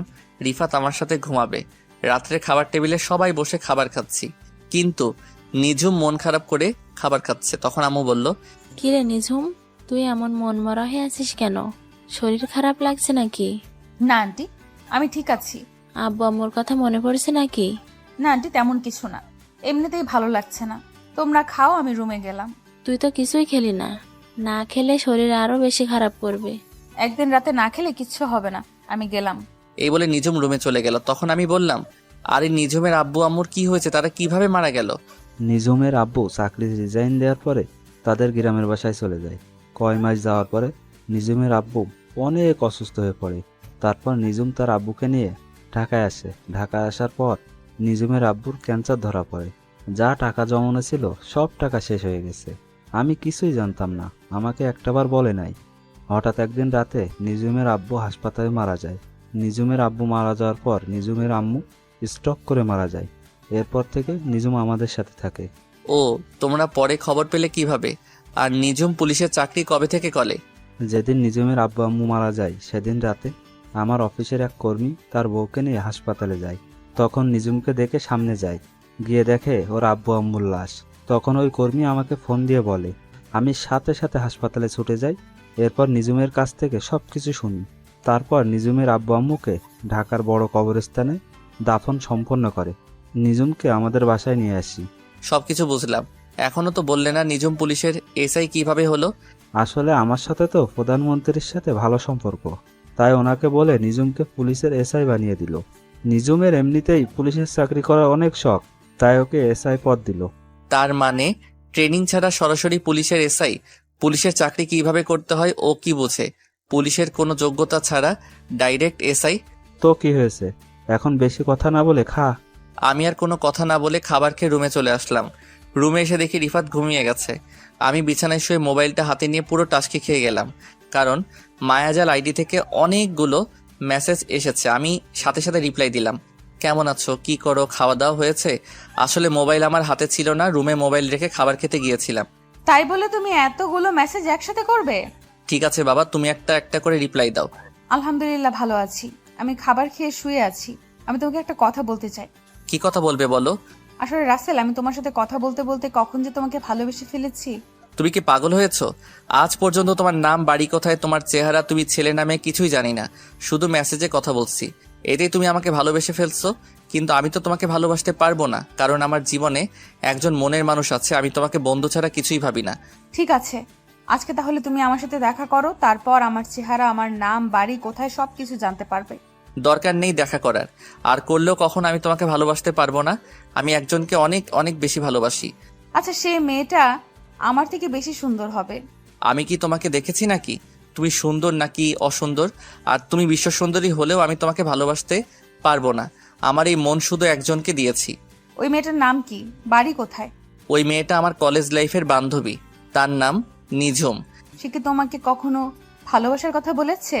আমাকে সে অনেক বেশি ভালোবাসে, কিন্তু আমি তাকে মানা করে দিয়েছি, কারণ সে আমাকে অনেক কষ্ট দিয়েছে। একটা সাধারণ বিষয় নিয়ে আমার সাথে অভিমান করে দূরে চলে গেছে।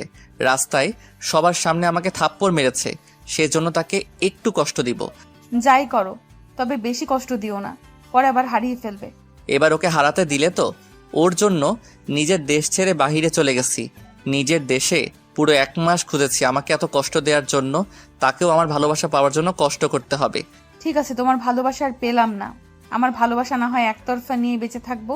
এ বলে মায়াজাল অফলাইনে চলে গেল। আমি মোবাইল রেখে ঘুমিয়ে গেলাম। পরের দিন সকালবেলা সবাই মিলে নাস্তা করছি, আর নিঝুমের দিকে তাকিয়ে দেখি আজকে কেমন যেন খুশি খুশি লাগছে তাকে। গতকাল দেখলাম মন খারাপ, আজকে দেখি খুশি। আমি নিঝুমের দিক থেকে চোখ সরিয়ে ফেললাম। তখন আমি আব্বুকে বললাম, আব্বু তুমি রিফাতকে আমাদের অফিসে বড় একটা পোস্টে কাজে লাগিয়ে দাও। আরে এটা অনেক কথা বলছিস, রিফাত ওর নিজের অফিস মনে করে চালাবে। ওর যখন মন চাই অফিসে যেতে পারে। ঠিক আছে আঙ্কেল, তবে আম্মু আরেকটু সুস্থ হোক, তারপর যাব। ঠিক আছে বাবা, আমি তোমাকে এখন যেতে বলছি না। তবে আঙ্কেল, আমার একটা শর্ত আছে। আমি চাকরি করার পর আমি আব্বু আম্মুকে নিয়ে অন্য বাসায় থাকবো। তুমি একথা কেন বলছো সেটা আমি বুঝতে পারছি, সমস্যা নাই। আমি অফিস থেকে তোমাকে একটা ফ্ল্যাট দিব, তুমি ওখানে তোমার আব্বু আম্মুকে নিয়ে থেকো। আর অফিসে যাওয়ার জন্য একটা নিউ কার তোমাকে দেয়া হবে। সেটা হলে তো আরো বেশি ভালো ভাই, আপনি সবকিছু ব্যবস্থা করুন। আব্বু ঠিক আছে বলে রুমে চলে গেল। তখন নিজুম আম্মুকে বলল, আন্টি আমি একটু মার্কেটে যাব, তুমি রাসেলকে বলো আমাকে নিয়ে যেতে। আপনার গাড়ি থাকতে আমাকে বলছেন কেন? আর আমি আপনাকে কোথাও নিয়ে যেতে পারবো না। রাসেল, মেয়েটা এত করে যখন বলছে, তুই বাবা নিজুমকে নিয়ে মার্কেটে যা। আম্মু, এত সকালে কি এখনো মার্কেট খুলছে নাকি? সমস্যা নেই, মার্কেট না খোলা থাকলে আমি বসে থাকবো, তুমি চলে এসো। আমি ঠিক আছে বলে বাহিরে এসে আব্বুর নতুন গাড়িটা বের করলাম। কিছুক্ষণ পর নিজুম এসে বলল, তুমি গাড়ি নিছো কেন? তোমার বাইক নাও। হ্যালো এসআই ম্যাম, আমার যেটা ভালো লাগে আমি সেটাই নিব। আমি আপনার চাকর না যে আপনি যেটা বলবেন আমি সেটাই করব। নিজুম মুখ ভেগসি দিয়ে গাড়িতে উঠলো। কিছুক্ষণ পর মার্কেটের সামনে চলে আসলাম। তখন নিজুম বলল, তুমি 5টা মিনিট দাঁড়াও, আমি ভেতর থেকে আসছি। এই বলে নিজুম গাড়ি থেকে নেমে মার্কেটের ভিতরে ঢুকে গেল। আমি গাড়ির ভিতরে বসে মোবাইল টিপতে লাগলাম। প্রায় আধা ঘন্টা হয়ে গেল, নিজুমের আসার কোনো নাম গন্ধ নেই। 5 মিনিটের কথা বলে গেছে। আমি গাড়ি থেকে নেমে মার্কেটের ভিতরে গেলাম। অনেকক্ষণ খুঁজলাম, পেলাম না। তাই মার্কেট থেকে বের হয়ে আসতে হঠাৎ একটা জায়গায় চোখ পড়লো। একটু শিওর হবার জন্য সামনে গেলাম। তারপর নিজের চোখে যেটা দেখলাম তার জন্য মোটেও প্রস্তুত ছিলাম না। এটা আমি কি দেখলাম? নিজের চোখকে বিশ্বাস করাতে পারছি না। তাহলে চলুন কি দেখেছি। আমি দেখলাম একটা ছেলে নিজুমকে কিস করছে। নিজুমও ছেলেটার সাথে তাল মিলিয়ে যাচ্ছে। আমি আর 1 সেকেন্ড না দাঁড়িয়ে সোজা গাড়ির কাছে চলে আসলাম। এটা আমি কি দেখলাম? নিজুম এত খারাপ? গতকাল আমাকে ভালোবাসার কথা বলছে, একদিন না যেতে আরেকটা ছেলের সাথে নিজুম। তার মানে নিজুম এত খারাপ? আমি তাকে অনেক ভালো মনে করেছি। আমি মনে করছি কিছুদিন পর নিজুমকে আপন করে নিব, কিন্তু নিজুম যে এমন করবে সেটা কখনো ভাবতে পারিনি। এই সব কিছু ভাবছি আর চোখ দিয়ে পানি পড়তে লাগলো। কিছুক্ষণ পর দেখি নিজুম ওই ছেলেটাকে বিদায় দিয়ে গাড়ির কাছে আসছে। তার আগেই আমি চোখের পানি মুছে ফেলছি। নিজুম আমার সামনে এসে বলল, চলো, আমার কাজ শেষ, তুমি আমাকে থানায় নামিয়ে দিয়ে আসো। আচ্ছা ওই ছেলেটাকে? আপনাকে দেখলাম ওই ছেলেটার সাথে হেসে হেসে কথা বলতে। ওর নাম আকাশ। আমরা দুজন দুজনকে অনেক বেশি ভালোবাসি। ছেলেটা অনেক দিন আমার পেছনে ঘুরেছে, এমনকি আমাকে ভালোবাসার কথা বলেছে। আমি তাকে বারবার ফিরিয়ে দিয়েছি তোমার কারণে, কিন্তু তুমি তো আমাকে ভালোবাসো না, তুমি অন্য মেয়েকে ভালোবাসো। তাই আকাশকে আপন করে নিলাম। একদিন না যেতে আরেকটা ধরে ফেললেন, বাহ ভালোই। ঠিক আছে গাড়িতে ওঠেন, আপনাকে থানায় নামিয়ে দিয়ে আসি। এই বলে আমি গাড়িতে উঠলাম। নিজুমও গাড়িতে উঠলো। তারপর নিজুমকে নিয়ে থানায় চলে আসলাম। নিজুম গাড়ি থেকে নেমে সোজা থানার ভিতরে চলে গেল। আমি গাড়ি ঘুরিয়ে বাসায় চলে আসলাম। নিজের রুমে এসে বিছানায় শুয়ে শুয়ে অনেক সময় কান্না করছি। তার মানে আমি নিজুমকে হারিয়ে ফেলেছি। আব্বু আম্মু বলেছে নিজুমের মনে কষ্ট না দেওয়ার জন্য, কারণ নিজুম বাবা মা মরা মেয়ে। এই সব কিছু ভাবতে ভাবতে কখন যে ঘুমিয়ে গেছি মনে নাই। হঠাৎ আম্মু এসে ডাকতে শুরু করলো। তখন আমি ঘুম থেকে উঠে বিছানায় বসলাম। আম্মু বলল, কিরে রাসেল, তোর কি শরীর খারাপ নাকি? এই অবেলায় শুয়ে আছিস? না আম্মু, আমি ঠিক আছি। বলো কেন ঠেকেছ? রাইসার হাত খরচ শেষ হয়ে গেছে, তুই একটু করে রাইসার হাত খরচ দিয়ে আয়। আমি ঠিক আছে বলে বিছানা থেকে উঠে ফ্রেশ হয়ে একটা জামা গায়ে দিয়ে বাসা থেকে বেরিয়ে বাইক নিয়ে সোজা রাইসার হোস্টেলে চলে আসলাম। আসলে রাইসার সামনে এসএসসি পরীক্ষা, তাই রাইসাকে হোস্টেলে দেওয়া হয়েছে। আমি রাইসাকে ফোন দিয়ে নিচে আসতে বললাম। কিছুক্ষণ পর রাইসা নিচে আসলো, আমাকে দেখে জড়িয়ে ধরলো। তখন আমি বললাম, এই রাইসা ছাড়ো আমাকে। মানুষ দেখলে কি বলবে? মানুষ বলবে বুড়ি বোন ভাইকে জড়িয়ে ধরেছে। মানুষ দিয়ে আমার কি? আমি এখনো তোমার কাছে ছোট ভাইয়া। আমি জানি তো তুই আমার এখনো সেই ছোট্ট বোন। এখন বল কত টাকা লাগবে? তোমার যত টাকা মন চাই দিয়ে যাও। আর তুমি তো জানো আমি বাহিরের খাবার খাওয়া কমিয়ে দিচ্ছি। ঠিক আছে, এই নে, এখানে 20,000 টাকা আছে, এগুলো রাখ। শেষ হয়ে গেলে ভাইয়াকে একটা ফোন দিস। রাইসা ঠিক আছে বলে ভিতরে চলে গেল। আমি দাঁড়িয়ে না থেকে বাইক নিয়ে বাসায় যাওয়ার সময় হঠাৎ একজনকে দেখে আমার মাথা পুরো গরম হয়ে গেল। সে আর কেউ নয়, আসলাম মেয়রের মেয়ে রিয়া। রিয়া দেখে একজন রিক্সা চালককে মারতে আসছে। আমি বাইক নিয়ে সোজা রিয়ার সামনে গেলাম। বাইকটা দেখে রিয়াকে ঠাস করে একটা থাপ্পড় মেরে দিলাম। রিয়া গালে হাত দিয়ে আমাকে বলল, রাসেল তুই আমাকে থাপ্পড় মারছিস কেন? তুই রাস্তায় এই বুড়ো মানুষটাকে মারছিস কেন? মারবো না তো কি করব? উনি আমার কাছ থেকে 50 টাকার ভাড়া 100 টাকা চাইলো কেন? চাচা, আপনি 50 টাকার ভাড়া 100 টাকা কেন চেয়েছেন? উনি মার্কেটে নিয়ে গিয়ে প্রায় 2 ঘন্টা দাঁড় করিয়ে রেখেছে, তাই আমি 50 টাকা বেশি চেয়েছি। এ কারণে মেয়েটা আমাকে মারছে। কিরে, চাচা যেটা বলছে সেটা কি সত্যি? ঠিক বলেছে। তাই বলে 50 টাকা বেশি চাইবে কেন? আমার ইচ্ছে করছে তোকে আরো কয়েকটা থাপ্পড় মারি। গরিব কি মানুষ মনে হয় না? তোর বাবার বয়সে একজন মানুষের গায়ে হাত তুলতে তোর হাতটা কাঁপলো না? না, আমার হাত কাঁপে না। এসব গরিব নোংরা মানুষদের আমি দেখতেই পারি না। দেখতে যখন পারিস না, তাহলে নোংরা মানুষের রিকশায় উঠছিস কেন? আমার গাড়িটা হঠাৎ রাস্তায় নষ্ট হয়ে যায়, তাই কোনো গাড়ি না পেয়ে ওনার রিক্সায় উঠি। তুই এখনই আমার সামনে থেকে যা, তা না হলে রাস্তায় সবার সামনে আরো কয়টা থাপ্পড় মারবো। তোর বাপ মেয়ের দেখে মানুষকে মানুষ মনে করিস না। ঠিক আছে, আমি যাচ্ছি। তবে তোর এই থাপ্পড়ের প্রতিশোধ আমি কিন্তু নিবই। আরে যা যা, পারলে আমার বালটা সোজা করে দেখাইস। তোর মতো মেয়েকে সোজা করতে আমি রাসেল একাই যথেষ্ট। রিয়া আর কিছু না বলে চলে গেল। তখন আমি চাচাকে কিছু টাকা দিয়ে বাসায় পাঠিয়ে দিলাম। রাস্তার সব মানুষ এতক্ষণ দাঁড়িয়ে দাঁড়িয়ে আমার কাহিনী দেখেছে। হয়তো তারা ভাবছে আমার মতো ছেলের এত সাহস কোথা থেকে আসলো। এলাকার মেয়রের মেয়ের গায়ে হাত তুলছি। তো যাই হোক, আমি বাইক নিয়ে সোজা বাসায় চলে আসলাম। বাসায় এসে নিজের রুমে চলে গেলাম। তারপর ফ্রেশ হয়ে খাবার খেয়ে রুমে চলে আসলাম। দেখতে দেখতে সপ্তাহখানিক চলে গেল। নিঝুমের সাথে এখন আগের মতো কথা বলি না, আর নিঝুমও আমার সাথে তেমন কথা বলে না, কারণ নিঝুম তার আকাশকে নিয়ে সবসময় বিজি থাকে। আমি নিজেকে অনেক কন্ট্রোল করে রাখছি। রাতে বিছানায় শুয়ে শুয়ে মোবাইল টিপতে আসি। হঠাৎ নিঝুম আমার রুমে আসলো। তখন নিঝুম আমাকে বলল, রাসেল, তোমাকে একটা কথা বলার আছে। কি কথা বলবেন? একটু তাড়াতাড়ি বলুন, আমি একটু বাহিরে যাব। আসলে আমি আকাশকে অনেক ভালোবাসি। আকাশ বলছে আঙ্কেল আন্টির কাছে আমাদের ব্যাপারে বলতে, কিন্তু আমি ভয় বলতে পারছি না। তুমি একটু আমার হয়ে বলে দাও না। সরি, আমি পারবো না। আপনারটা আপনি বলুন। প্লিজ রাসেল, আমি আকাশকে হারাতে পারবো না। আকাশের বাসায় আকাশকে বিয়ের জন্য চাপ দিচ্ছে। আমার বুকটা ফেটে যাচ্ছে নিঝুমের এমন কথা শুনে। যে মেয়ে আমাকে ভালোবাসার কথা বলে, পরের দিন আরেকটা ধরতে পারে, তাকে কিভাবে বিশ্বাস করব? তখন আমি নিঝুমকে বললাম, ঠিক আছে, আমি আব্বু আম্মুকে সময় করে বলবো, আপনি এখন আসতে পারেন। নিঝুম আর কোনো কথা না বলে আমার রুম থেকে বেরিয়ে গেল।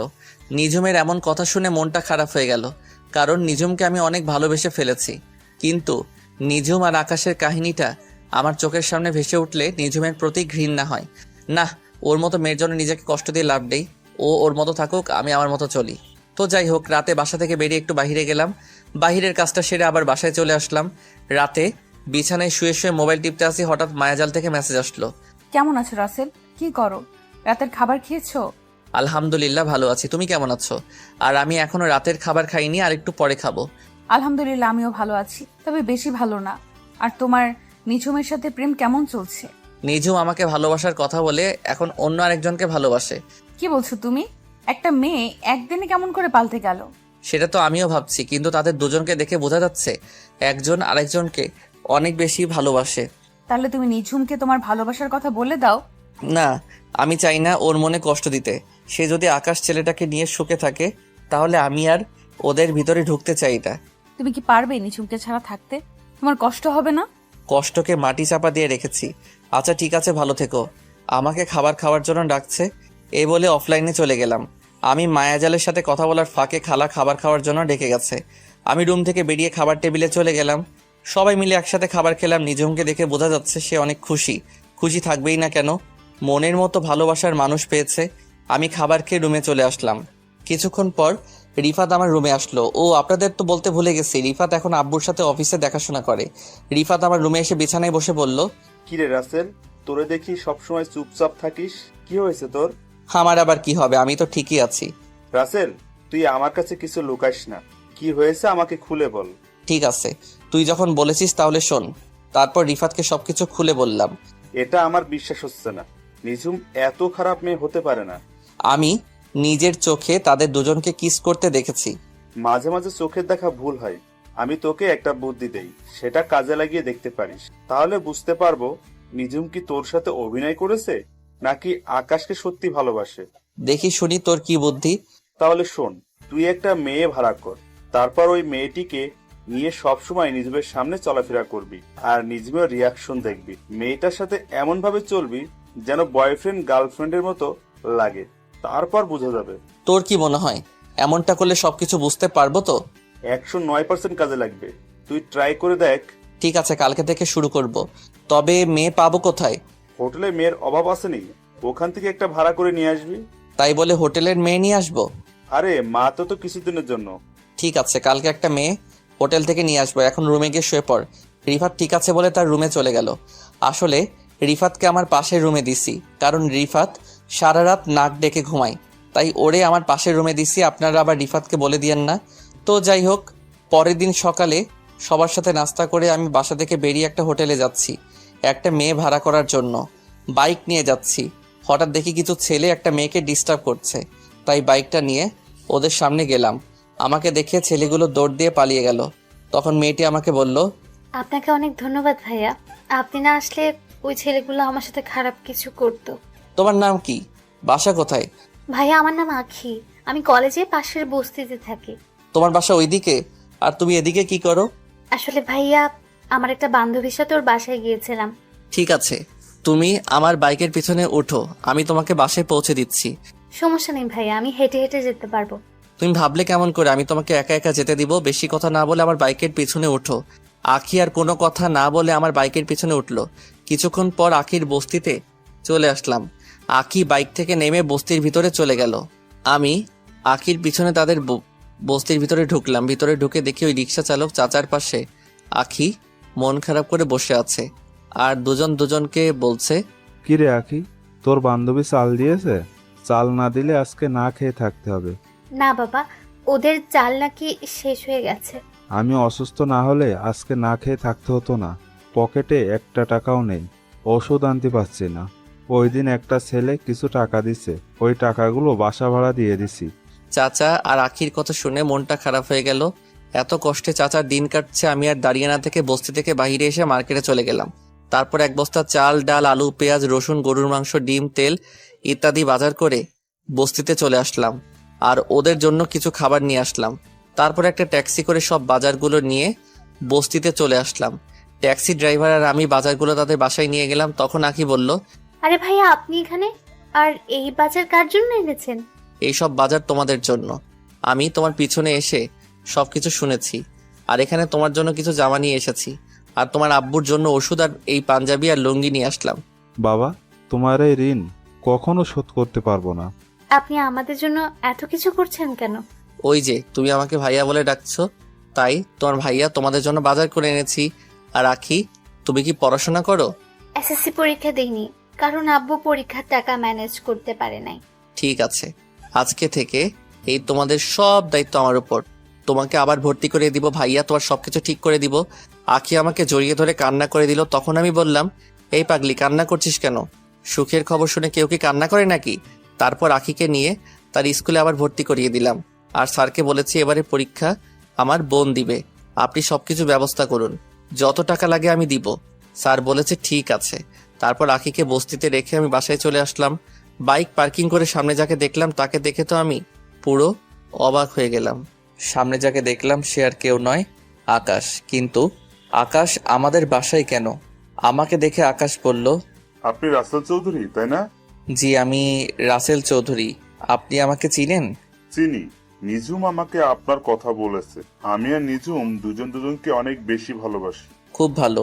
তা আমাদের বাসায় কি মনে করে আসলেন? আসলে নিজুম আজকে থানায় যায়নি, তাই ওর খোঁজ খবর নিতে এসেছি। ও, তা কেন যায়নি থানায়? নিজুমের শরীরটা খারাপ লাগছে, তাই আজকে থানায় যায়নি। ও, তা আপনাদের ব্যবসা বাণিজ্য কেমন চলছে? আলহামদুলিল্লাহ, আপনার দোয়ায় ভালোই আছি। আচ্ছা ঠিক আছে, ভালো থাকবেন। আর একটু অফিসে যেতে হবে। আমি ঠিক আছে বলে দরজার সামনে দাঁড়িয়ে কলিং বেল চাপ দিলাম। কিছুক্ষণ পর খালা এসে দরজা খুলে দিল। বাসার ভিতরে ঢুকে নিজের রুমে চলে আসলাম। রুমে এসে বিছানায় শুয়ে মোবাইল টিপতে লাগলাম।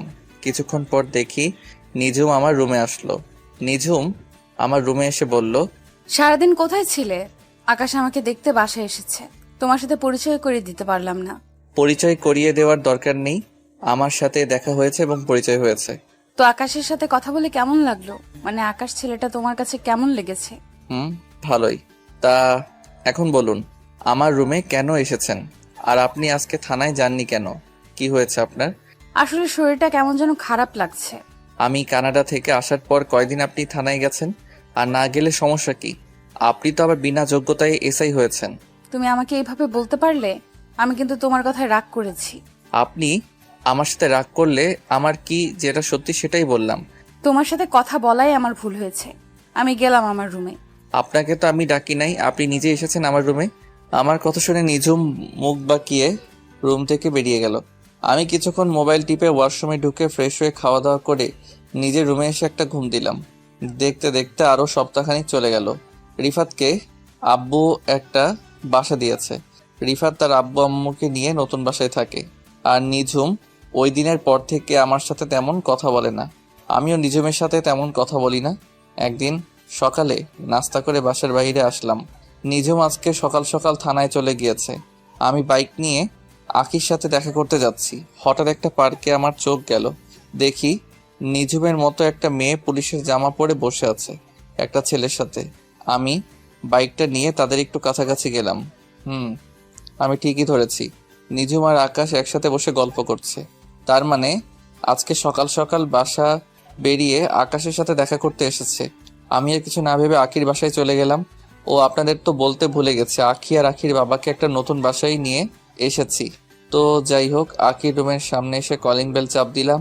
আখি এসে দরজা খুলে দিল। আমাকে দেখে আখি বলল, আসসালামু আলাইকুম ভাইয়া, কেমন আছো? বাইরে দাঁড়িয়ে আছো কেন? ভেতরে আসো। ওয়ালাইকুম আসসালাম। আলহামদুলিল্লাহ, আমি ভালো আছি। আর আমি এখন ভিতরে যাব না। তোমাকে ওই দিন যে নতুন জামা কিনে দিয়েছি ওইগুলো পরে বাহিরে আসো। ভাইয়া তোমাকে নিয়ে এক জায়গায় যাব। আখি ঠিক আছে বলে রুমের ভিতরে চলে গেল। কিছুক্ষণ পর আখি বেরিয়ে আসলো। আখিকে একটা নীল রঙের জামা কিনে দিয়েছিলাম। নীল জামায় আখিকে অনেক সুন্দর লাগছে। তারপর আখিকে বাইকে করে নিয়ে পার্কে চলে আসলাম। পার্কে এসে দেখি নিঝুম এখন আকাশের সাথে বসে বসে গল্প করছে। আমি বাইক পার্কিং করে আখিকে নিয়ে পার্কের ভিতরে গেলাম। নিঝুম আর আকাশের থেকে একটু দূরে বসলাম। আর আখিকে রাস্তায় সবকিছু বুঝিয়ে দিছি কেমন অভিনয় করতে। আখি তার মতো করে অভিনয় করতে লাগলো। হঠাৎ পিছন থেকে নিঝুম আমাকে বলল, রাসেল, তোমার সাথে এই মেয়েটাকে? আর তোমরা দুজন পার্কে বসে কি করছো? আপনি জানেন না একটা ছেলে একটা মেয়ে পাশে বসে কি করে? তার মানে তুমি এই মেয়েটাকে ভালোবাসো? আপনি ঠিকই ধরেছেন। আমরা দুজন দুজনকে অনেক বেশি ভালোবাসি। আর আখিও আমাকে অনেক বেশি ভালোবাসে। ও, তার মানে তুমি আমাকে যে মেয়ের কথা বলেছো এই সেই মেয়ে? হ্যাঁ, আখি আমাকে অনেক আগে থেকেই ভালোবাসে, কিন্তু আমি তাকে সবসময় ফিরিয়ে দিয়েছি। কিন্তু পরে বুঝলাম মেয়েটা আমাকে সত্যি অনেক ভালোবাসে। ও আচ্ছা, ঠিক আছে, তোমরা সুখে থেকো, এই দোয়া করি। এই বলে নিঝুম চোখ মুখ কালো করে পার্ক থেকে বেরিয়ে গেল। নিঝুম মন খারাপ করলা কেন? তার মানে নিঝুম আমাকে ভালোবাসে না? না, নিঝুম যদি সত্যি আমাকে ভালোবাসতো তাহলে ওই দিন আকাশকে কিস করলো কেন? না, আমার মাথায় কিছুই ঢুকছে না। আমি আর আখি আরো কিছুক্ষণ গল্প করে আখিকে বাসায় নামিয়ে দিয়ে আমি বাসায় চলে আসলাম।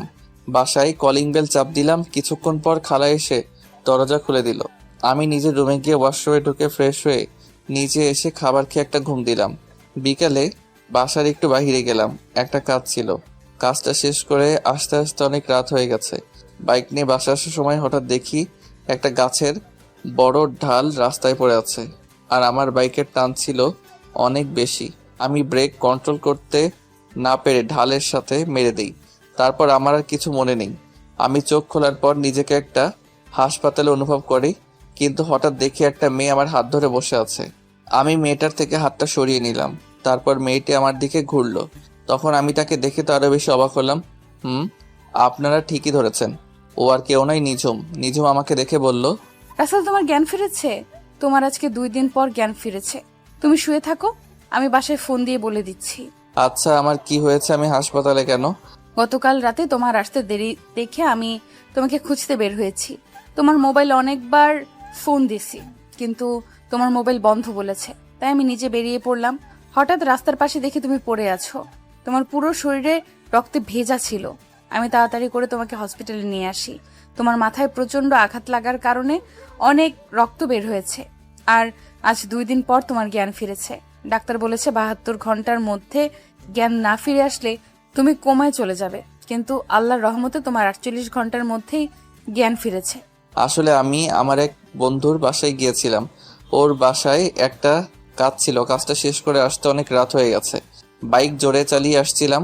হঠাৎ গাছের ডালটা চোখের সামনে পড়ে। নিজের বাইকের ব্রেক কন্ট্রোল করতে পারি নাই। তারপর আর কিছু মনে নেই। হয়েছে, এখন ছোট বাচ্চার মতো শুয়ে থাকো। আমি বাসায় সবাইকে ফোন দিয়ে বলছি। এই বলে নিজুম বাসায় ফোন দিল। তারপর সবাইকে ফোন দিয়ে বলল আমার জ্ঞান ফিরেছে। তবে একটা জিনিস খেয়াল করলাম, নিজুমের চোখ মুখ লাল হয়ে আছে, মনে হয় সারা রাত ঘুমাই নাই। তো যাই হোক, আধা ঘন্টা পর দেখি আব্বু আম্মু হাসপাতালে চলে এসেছে। আব্বু আম্মু একটার পর একটা কথা বলে যাচ্ছে, আমি কিছুই বলতে পারছি না। আমার মাথা ব্যথা করছে। তাই আজ 5 দিন পর আমাকে বাসায় নিয়ে আসলো। আমি এখন মোটামুটি সুস্থ আছি। পুরোপুরি সুস্থ হতে 1 মাস লাগবে। সবাই আমাকে ধরে নিজের রুমে এনে বিছানায় শুয়ে দিল। আমাকে রেস্ট নিতে বলে সবাই যার যার রুমে চলে গেল। আমি চোখ বন্ধ করে শুয়ে থাকলাম। হঠাৎ চোখ খুলে যেটা দেখলাম তার জন্য মোটেও প্রস্তুত ছিলাম না। আপনারা কি ভাবছেন নিঝুম? আরে না, ও আর কেউ নয়, আমার কলিজার টুকরো বোন রাইসা। কিন্তু রাইসা কখন হোস্টেল থেকে আসলো? আমি রাইসার মাথায় হাত রাখতেই রাইসা চোখ খুলে কান্না করতে লাগলো। তখন আমি রাইসাকে বললাম, কি রে রাইসা, কেমন আছিস? কখন আসলি বাসায়? আর তুই কান্না করছিস কেন? আমি কিছুক্ষণ আগে এসেছি। আমাকে রিফাত ভাইয়া সবকিছু ফোন দিয়ে বলেছে। কান্না করিস না, আমি ঠিক আছি। তারপর রাইসা কান্না বন্ধ করলো। কিছুক্ষণ নিজুম খাবার নিয়ে এসেছে। তখন নিজুম বলল, এবার 2 ভাই বোন কথা বন্ধ করে খাবার খেয়ে নাও। রাইসা তুই ফ্রেশ হয়ে আয়, আজকে তুই নিজ হাতে ভাইয়াকে খাইয়ে দিবি। আমার কথা শুনে রাইসা ওয়াশরুমে চলে গেল। নিজুমের দিকে তাকিয়ে দেখি মুখটা কালো করে ফেলেছে। কিছুক্ষণ পর রাইসা ওয়াশরুম থেকে বেরিয়ে এসে একটা খাবার প্লেট হাতে নিয়ে আমাকে খাইয়ে দিতে লাগলো। নিঝুম আর দাঁড়িয়ে না থেকে রুম থেকে বেরিয়ে গেল। খাবার খাওয়ার পর রাইসা আমাকে ওষুধ খাইয়ে দিল। তারপর কিছুক্ষণ কথা বলে রাইসা বিদায় নিয়ে চলে গেল, কারণ রাইসার সামনে পরীক্ষা। দেখতে দেখতে 1 সপ্তাহ চলে গেল। এখন মোটামুটি সুস্থ আছি। নিঝুম যখন আমার রুমে খাবার নিয়ে আসে তখন আমি আম্মুকে ডাক দিই আমাকে খাইয়ে দেওয়ার জন্য।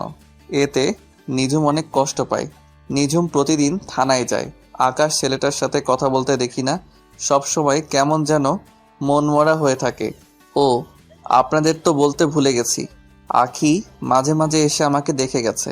একদিন সকালবেলা সবাই মিলে নাস্তা করছি, তখন নিঝুম বলল, আন্টি, আমার এক বান্ধবীর বিয়ে, আমাকে অনেক জোর করে বলছে যাওয়ার জন্য। এখন তুমি বলো আমি কি যাব? এটা আবার আমাদের জিজ্ঞেস করা লাগে? তবে তুমি একা যাওয়ার দরকার নেই, সাথে কাউকে নিয়ে যাও। তাহলে রাসেল, তুমি নিজুমের সাথে যাও। মেয়েটা একা একা যাবে? আম্মু, উনি একজন থানার এসআই, ওনার তো ভয় পাওয়ার কথা। উনি তো সাথে পুলিশ নিয়ে যেতে পারে। আর একটা কথা, আমি বিনা দাওয়াতে কোথাও যাই না। ফারিয়া তোমাকে সাথে করে নিয়ে যেতে বলছে। আপনি কোন ফারিয়ার কথা বলছেন? আমি ফারিয়া নামে কাউকে চিনি না। তুমি এই কয় বছরে ফারিয়াকে ভুলে গেছো? আমরা তো 3 জন বান্ধবী একসাথে থাকতাম, রিয়া, ফারিয়া এবং আমি। হ্যাঁ, চিনতে পারছি। ওই দেমাগি মেয়ের বিয়েতে আমি যাব না, যে মানুষকে মানুষ মনে করে না। যে 2 মেয়ে আপনার বান্ধবী, তাদের ভিতরে অহংকারে ভরা। রিয়া অহংকারী, কিন্তু ফারিয়া আগের থেকে অনেক চেঞ্জ হয়ে গেছে। তাই তো সে তোমাকে নিয়ে যেতে বলছে। আমি যাব না। আপনি পারলে সাথে পুলিশ নিয়ে যান। বাবা রাসেল, মেয়েটা যখন এত করে বলছে তাহলে ওর সাথে যা। মানুষ সব সময় একরকম থাকে না। ঠিক আছে, শুধু তোমার কথাই যাব। তবে বিয়ে বাড়িতে আমাকে কোনো উপদেশ দিতে পারবে না। আমি আমার মতো থাকবো। ঠিক আছে, আমি তোমাকে কোনো উপদেশ দিব না, তুমি তোমার মতো করে থাকো। ঠিক আছে, তাহলে কোন সময় যাবেন? সন্ধ্যায় ওর বাসায় যাব। আমি থানায় বলে আসতে হবে এবং সব কিছু তাদের বুঝিয়ে দিয়ে আসতে হবে। আমি ঠিক আছে বলে নিজের রুমে চলে আসলাম। রুমে এসে একটা জামা গায়ে দিয়ে বাসা থেকে বেরিয়ে বাইক নিয়ে মার্কেটে গেলাম। মার্কেট থেকে একটা উপহার কিনে নিলাম। উপহার কিনে বাসায় চলে আসলাম। এবার আসি ফারিয়ার কথায়। ফারিয়া মেয়েটার সাথে আমি তেমন কথা বলতাম না। মেয়েটা একটু দেমাগি, গরিবদের 2 চোখে দেখতে পারতো না, সব সময় বাবার ক্ষমতায় চলতো। আমার নামে অনেক মিথ্যা কথা বলছে নিঝুমের কাছে, কিন্তু নিঝুম তার কথায় দাম দেয় নাই। তো যাই হোক, সন্ধ্যায় রেডি হয়ে রুম থেকে বেরিয়ে নিচে আসলাম। কিছুক্ষণ পর নিঝুম সিঁড়ি দিয়ে নিচে নেমে আসলো, কিন্তু নিঝুমকে দেখে আমি তো পুরো অবাক হয়ে গেলাম, কারণ নিঝুম বোরখা পরেছে। নিঝুম নিচে এসে আমাকে বলল, এভাবে তাকিয়ে আছো কেন? না মানে, আপনি হঠাৎ বোরখা পরলেন যে? কেউ কারো বিয়েতে গেল তো অনেক সাজুগুজু করে, আপনি তো কিছুই করলেন না। আমার সাজুগুজু করতে ভালো লাগে না, তাই বোরকা পরে আসলাম। এটা কবে থেকে? আমি তো আজকে প্রথম আপনাকে বোরখা পরতে দেখলাম। আমি আজকে থেকে সব সময় বোরকা পরে বের হব। তাহলে কি ডিউটির সময় বোরকা পরে থাকবেন নাকি? ডিউটির সময় সব সময় যতটুকু সম্ভব মেনটেন করে চলবো। ঠিক আছে, এখন বের হন। এই বলে আমি বাসা থেকে বেরিয়ে আসলাম। আব্বু আগেই বলে দিয়েছে গাড়ি নিয়ে যেতে, তাই আব্বুর নতুন গাড়িটা বের করলাম। নিঝুম বাসা থেকে বেরিয়ে গাড়িতে উঠলো। আমি গাড়ি চালাতে লাগলাম। তখন আমি নিঝুমকে বললাম, আচ্ছা, কিছুদিন ধরে লক্ষ্য করলাম আকাশ ছেলেটার সাথে আপনি কথা বলেন না, সব সময় কেমন যেন মন মরা হয়ে থাকেন। আপনি চাইলে তো আকাশকে সাথে করে নিয়ে যেতে পারতেন। আকাশের সাথে আমার ব্রেকআপ হয়ে গেছে। আকাশ ছেলেটার চলাচল আমার কাছে ভালো লাগে না। হঠাৎ কি এমন হলো যে আকাশ ছেলেটাকে আপনার ভালো লাগে না? আপনি তো তাকে অনেক বেশি ভালোবাসেন। সেটা অনেক কাহিনী, তোমাকে পরে এক সময় বলবো। তা আখির সাথে তোমার প্রেম কেমন চলছে? সেটা চলছে ভালোই। মেয়েটা সত্যি অনেক ভালো, আমার খোঁজ খবর নেয় সব সময়। ওর মতো মেয়েই হয় না। নিঝুম আর কোনো কথা বলল না, চুপ করে বসে আছে। আমিও আমার মতো করে গাড়ি চালাতে লাগলাম। কিছুক্ষণ পর ফারিয়াদের বাসায় চলে আসলাম। বাড়িটা অনেক সুন্দর করে সাজিয়েছে। নিঝুম গাড়ি থেকে নেমে দাঁড়ালো। আমি গাড়ি পার্কিং করে নিঝুমের সাথে ভিতরে গেলাম। হঠাৎ কোথা থেকে ফারিয়া দৌড়ে এসে নিঝুমকে জড়িয়ে ধরল। তারপর বলতে লাগলো, কি রে, কেমন আছিস? তোর আসতে এত দেরি হলো কেন? এসআই বান্ধবী তাহলে বুঝি আসলো আমার বাসায়? তুই এত করে বলছিস, না এসে বুঝি পারি? বল কেমন আছিস? আমি তোকে অনেক বেশি ভালো আছি। আর রাসেল, তুমি কেমন আছো? এখনো কি আমার উপর রাগ করে আছো? আমি ভালো আছি। রাগ করে কি হবে? আপনি তো আগের থেকে অনেক চেঞ্জ হয়ে গেছেন। আপনার জন্য আমার তরফ থেকে ছোট্ট উপহার। ধন্যবাদ। তো এখানে দাঁড়িয়ে থাকবি? চল ভেতরে চল, আব্বু আমার সাথে দেখা করবি। সেটা তো করব, কিন্তু তুই হলুদের শাড়ি পরে এখানে আসলি কেন? তোকে দূর থেকে দেখে বসে থাকতে পারি নাই, উঠে চলে আসলাম। হয়েছে, এখন চল তোর আব্বু আম্মুর সাথে দেখা করে আসি। রাসেল, তুমি কি যাবে আমাদের সাথে? না, তোমরা যাও, আমি একটু চারপাশ ঘুরে দেখি। নিঝুম ঠিক আছে বলে ফারিয়ার সাথে ভিতরে চলে গেল।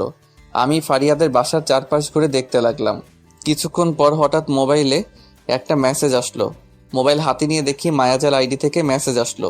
নীল রঙের পাঞ্জাবিতে তোমাকে অনেক সুন্দর লাগছে। বিয়ে বাড়িতে মেয়েরা দেখলে পাগল হয়ে যাবে। তুমি জানলে কেমন করে আমি যে নীল পাঞ্জাবি পরেছি আর আমি বিয়ে বাড়িতে এসেছি? কারণ তুমি যার বিয়েতে এসেছো সে আমার বান্ধবী। তার মানে তুমি এই বিয়ে বাড়িতে আছো? তাহলে সামনে আসো, তোমাকে সামনাসামনি দেখি। সময় হলে একদিন ঠিকই তোমার সামনে যাব। আর হ্যাঁ, তোমার সামনে থাকলে কানের নিচে একটা ফোঁটা দিয়ে দিতাম, যেন কোনো মেয়ের নজর না দেয়। তাই নাকি? তা সেই সময়টা কোন সময় আসবে? অপেক্ষা করো, খুব তাড়াতাড়ি তোমার সামনে আসবো। ভালো থেকো, পরে কথা হবে। এই বলে মায়াজাল অফলাইনে চলে গেল। আমি একটা চেয়ারে বসে মোবাইল টিপতে লাগলাম। হঠাৎ একটা জায়গায় চোখ পড়ল। দেখি নিঝুম একটা ছেলের সাথে হেসে হেসে কথা বলছে। তার গায়ে এখন আর বোরখা নেই। ও আরেকটি কথা, নিঝুম গাড়ি থেকে নেমে মুখের নেকআপ সরিয়ে ফেলছে। এমনভাবে ছেলেটার সাথে কথা বলছে যেন অনেক দিনের চেনা। আমি তাদের দিকে না তাকিয়ে নিজের মতো করে মোবাইল টিপতে লাগলাম। দেখতে দেখতে অনুষ্ঠান শুরু হয়ে গেল। যে যার মতো করে ফারিয়াকে খাইয়ে দিচ্ছে এবং মুখে হলুদ লাগিয়ে দিচ্ছে। কিছুক্ষণ পর নিঝুম ওই ছেলেটাকে নিয়ে স্টেজে উঠল। আমি মনে করছিলাম নিঝুম আমাকে নিয়ে উঠবে, কিন্তু আমার ধারণা ভুল প্রমাণিত করে ওই ছেলেটাকে নিয়ে উঠল। দুজনে মিলে অনেক মজা করে ফারিয়াকে খাইয়ে দিল। হঠাৎ কোথা থেকে একটা মেয়ে আমার সামনে এসে বলল, হাই, আমি আরোহী। তোমাকে অনেকক্ষণ দেখলাম এইভাবে চেয়ারে বসে আসছো। তোমার সাথে কেউ নেই? আছে, ওই যে স্টেজে যে ম্যাডামকে দেখছো, ওনার বডিগার্ড হয়ে এসেছি। আর আমি রাসেল। তুমি দেখতে অনেক সুন্দর। একটা কথা বলি, রাখবে? ঠিক আছে, রাখার মতো হলে অবশ্যই রাখবো। আমার সাথে কেউ নেই, আমার সাথে স্টেজে উঠবে? প্লিজ মানা করো না। আমি ঠিক আছে বলে আরোহীর সাথে স্টেজে উঠলাম। নিঝুমের চোখ মুখ লাল হয়ে আছে। আমি নিঝুমের থেকে চোখ সরিয়ে ফারিয়ার পাশে গিয়ে বসলাম। তখন ফারিয়া বলল, কি রে আরোহী, তুই রাসেলকে চিনিস? দুজনে একসাথে আসলি। ওনাকে চিনি না, তবে মাত্র পরিচয় হলো। তার মানে তুমিও রাসেলকে চিনো? চিনবো না কেন?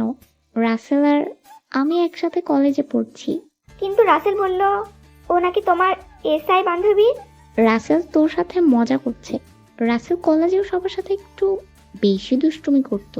হয়েছে, এবার কথা বলা বন্ধ করে হা করেন, এখনো অনেক লোক বাকি আছে। এই বলে আমি ফারিয়ার হাতে একটু হলুদ লাগিয়ে দিলাম, তারপর মিষ্টি খাইয়ে দিলাম।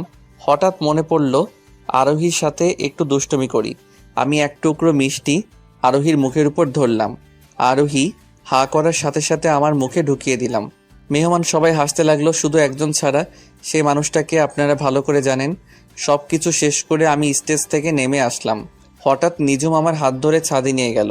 তারপর নিজুম এমন কিছু করবে সেটা দেখে আমার মাথা পুরো গরম হয়ে গেল। নিজুম আমাকে ছাদে নিয়ে আমার ঠোঁটের সাথে ঠোঁট লাগিয়ে কিস করতে লাগলো।